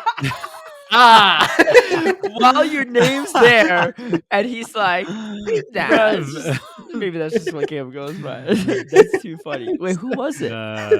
This guy was confused. Yes, I did not correct him. I was like, "Bro, you're not even remotely Asian. That is wild." No, but what do you mean not don't look the same, Asian too? Like when he battled you, he's saying the friend code. It says Steve on there. Maybe he just doesn't know my name. Yeah, like that's what I'm like. I think he's just. Are you half Asian? What do you reckon? Do I look half Asian? I thought you were half, but I wasn't sure. You're half, right? I don't think so, man. I got 0. It's like, and like it's very. Wait, you're not, you're 0% Asian? I got none. Wait, what? I thought you half Asian my entire life until now. That's crazy. No. Swear down. You're not the only one.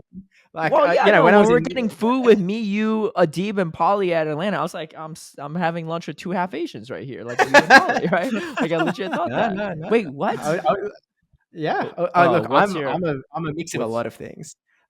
Even when I'm in like, I remember like one time in high school, I sat down in class, and this Asian dude, that's even funnier. and she turns around and she goes, Asians represent, and like gave me a fist bump. Nah, bro. Did you pound it? Oh yeah. I was like, what I realized is you just adapted to snap back. No Bastion. Yeah, man, no Bastion this time. Yeah. No problem. Yeah. I enjoyed your battles at OCIC. Yeah, that was great, dude. Yeah. Wait, so what's your ethnic background, if you don't mind me asking? It's a mix of a lot of things. So like my mother's side, like her parents are American, but like one of them is like hard Italian, and one of them is like from Puerto Rico, I think. And then like on the other side, we've got some like, I mean, one side just goes straight back to like, a colonial Australian from Ireland. Yeah. And then the other side goes through to like I think there might be a bit of native Hawaiian in there. There's like actually on the other side, there's like Peruvian in the mix as well. There's so you have some. I mean, you have some Pacific Islander and LATAM in you. Yeah, but not that's Asian. fascinating. Asian. No, I literally had an argument with someone the other day. I was like, of course Steve is half Asian. What you mean, right? Like I forgot who I was talking to. But wait, tell him the Yokohama story, because I don't know if I told Anicor this. It's the same thing, man. I don't. It wasn't the same guy though. Right? Yeah. No, I don't think so. But like, I can't fathom the comparison between me and Caleb, because we don't look the same. Like I look a little Asian. We have the same haircut, yeah. But like we don't look the same. Like at least like, when people confuse Caleb and Aaron Zhang, they're in the commentator outfit. Yeah. Like they're at least both Asian, right? Right. We're both full Asian. Yeah. It's like, so there's no reason you should be confusing me and Caleb for like it. I don't know. I mean, I think I must look more Asian than I think I do, because like when I was in Singapore as well, like I know one guy came up to me and was like, "Oh, what flavor of Asian are you?" And I was like, every time my answer is like, guest. You're never going to guess 0%. Yeah. No, they're probably thinking, "Oh, it's a trick question. Is he 25%? A bit of Malay, maybe." Like, you got me. I've got a long and storied history of being assumed to be Asian. There's many a story in the vault, and assumed to be me apparently. So if you see Steve in Hawaii, it's probably Caleb. You see me in Hawaii too. Unless you don't see us in the same room, we might just be the same people, right? Like maybe if you squint really hard, then you can like you confuse us. That's wild. The Bastion, I think no Bastion. That's crazy.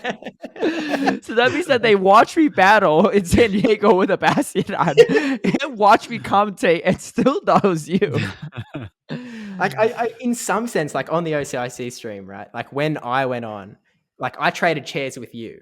It's like I replaced. You went off, I went on. So like, I'm sure there's some like neural. You're giving them too much credit, man. You're giving them way too much credit. I will say though, now that we're coming clean about these kind of things, I mean, you're not really coming clean because it's not really embarrassing for you. but I might as well come clean too. Speaking of Oceania and OCIC, at OCIC that year, after day one of the tournament, like not the pre-show day one, but like the day one of battles, I think I was switching off rotation, right? It was Speedy and Gabby casting, so I was just in the spectator area. And this guy came up to me. He was talking about how he's like, he played well and everything. He's hyped.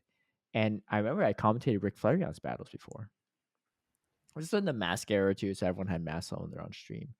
But I remember so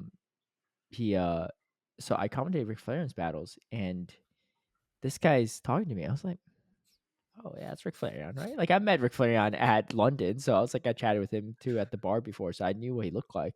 I was like, yeah, you did great earlier on stream too, because he was really hype about Rocket Claire. This is one of Rocket Claire's, like, I guess, like the locals or like from the same like town as her or whatever. It's like, yeah, it's so great to see us represent stuff. I was like, yeah, no, Rocket Claire's killing it too. She beat Valiant Vish. I was like, you played great on stream too earlier. He just looked at me with a blank face. It's like, yeah, because I thought he was Ric Flairion. Turns out I don't know who this guy is. Some Donnie that's already been eliminated from the tournament. And I'm talking about how great he played on stream because I thought, like, I was like, hey, you're still in it, right? You playing great on stream. And he's like, yeah. and I think I eventually figured out who he was. And I checked the bracket. He was like already eliminated, I think, too. I feel really bad. Hawk Aussie? Is that ring a bell? Maybe. The guy was like kind of like lean. He's like fairly petite. So I think Ric Flairion is a little bit taller and maybe a little bit bigger than him. This guy was pretty petite in general. Yeah. I don't know how I got the two confused, to be honest. Like, it was my bad, right? I just went in there confidently. I was like, yeah, you played great on stream too and everything. And he just looked at me with a blank face. But I mean, hey, all white people look the same, so it happens. I mean, look, I thought PvC was half Asian for years, so like you can't really fault me, right, for confusing Ric Flairion with some other white guy in Australia, right? That's all I'm gonna say. Honest, and you won't be the only one who this is their first revelation that I'm not. Yeah, that's wild. That was the most revolutionary thing I learned today, actually. Maybe all week and maybe all month, but here we are. Yeah. My apologies. I forgot who I was arguing with. Maybe it was like Adib. I don't know who. But my apologies, whoever I was arguing with, because I'm dead wrong. I was like, "Were you stupid? Like, of course he's happy." Like, I went hard in. Yeah, like, of course. Like, you even know Steve? Like, come on now. What kind of friend are you? Wow, that's embarrassing. Anyway, well, thank you so much for joining us too. I know you talked about Good Day Battlers, where they can find you there, but anywhere else they can find you on social media, on the YouTubes, on X, etc. For those that want more Steve contents. I mean, look, I mean, I'm pretty much PvP Steve in all the places. Although, because it's not a creative name, we've pretty much got numbers in all the places. It's like on Twitter, or on X, it's PvP Steve 1. On Twitch, it's PvP Steve 7. Oh, the Minecraft thing again. Oh, that's atrocious. But like, you know, I mean, PvP 7. If only your name wasn't Steve. Would have been so much if it was something more unique, then maybe you should have gone the Mariana route, right? You could have been a Mauricio or a Tuggercito or a Zarina. Yeah, just make up something that is unique and fits. It's very different. Yeah. Alas. But PvP Steve on YouTube as well. No number on that one, so I mean that was the first one, so that sort of makes sense. That if I was going to have a number there, it wasn't going to be PvP Steve. Well, we killed off all the Minecraft PPCs already, right? So we figured out how you got that handle. It's hard to Although I tell you what, like 3 months ago, the @PvP Steve account got suspended. So like I've just been watching on YouTube. Like, on like. on X. On Twitter, like the guy who owns the account @PvP Steve, no number. What were they posting before that? Did you see? Because I'm sure you looked at it before. Yeah, it was posts from 2013 with no. It's like I was playing Clan Wars, and here's my click this. I thought they're like posting like some obscene like conspiracy theories or something like that. They got like violate some rules. How did they get suspended? That's weird.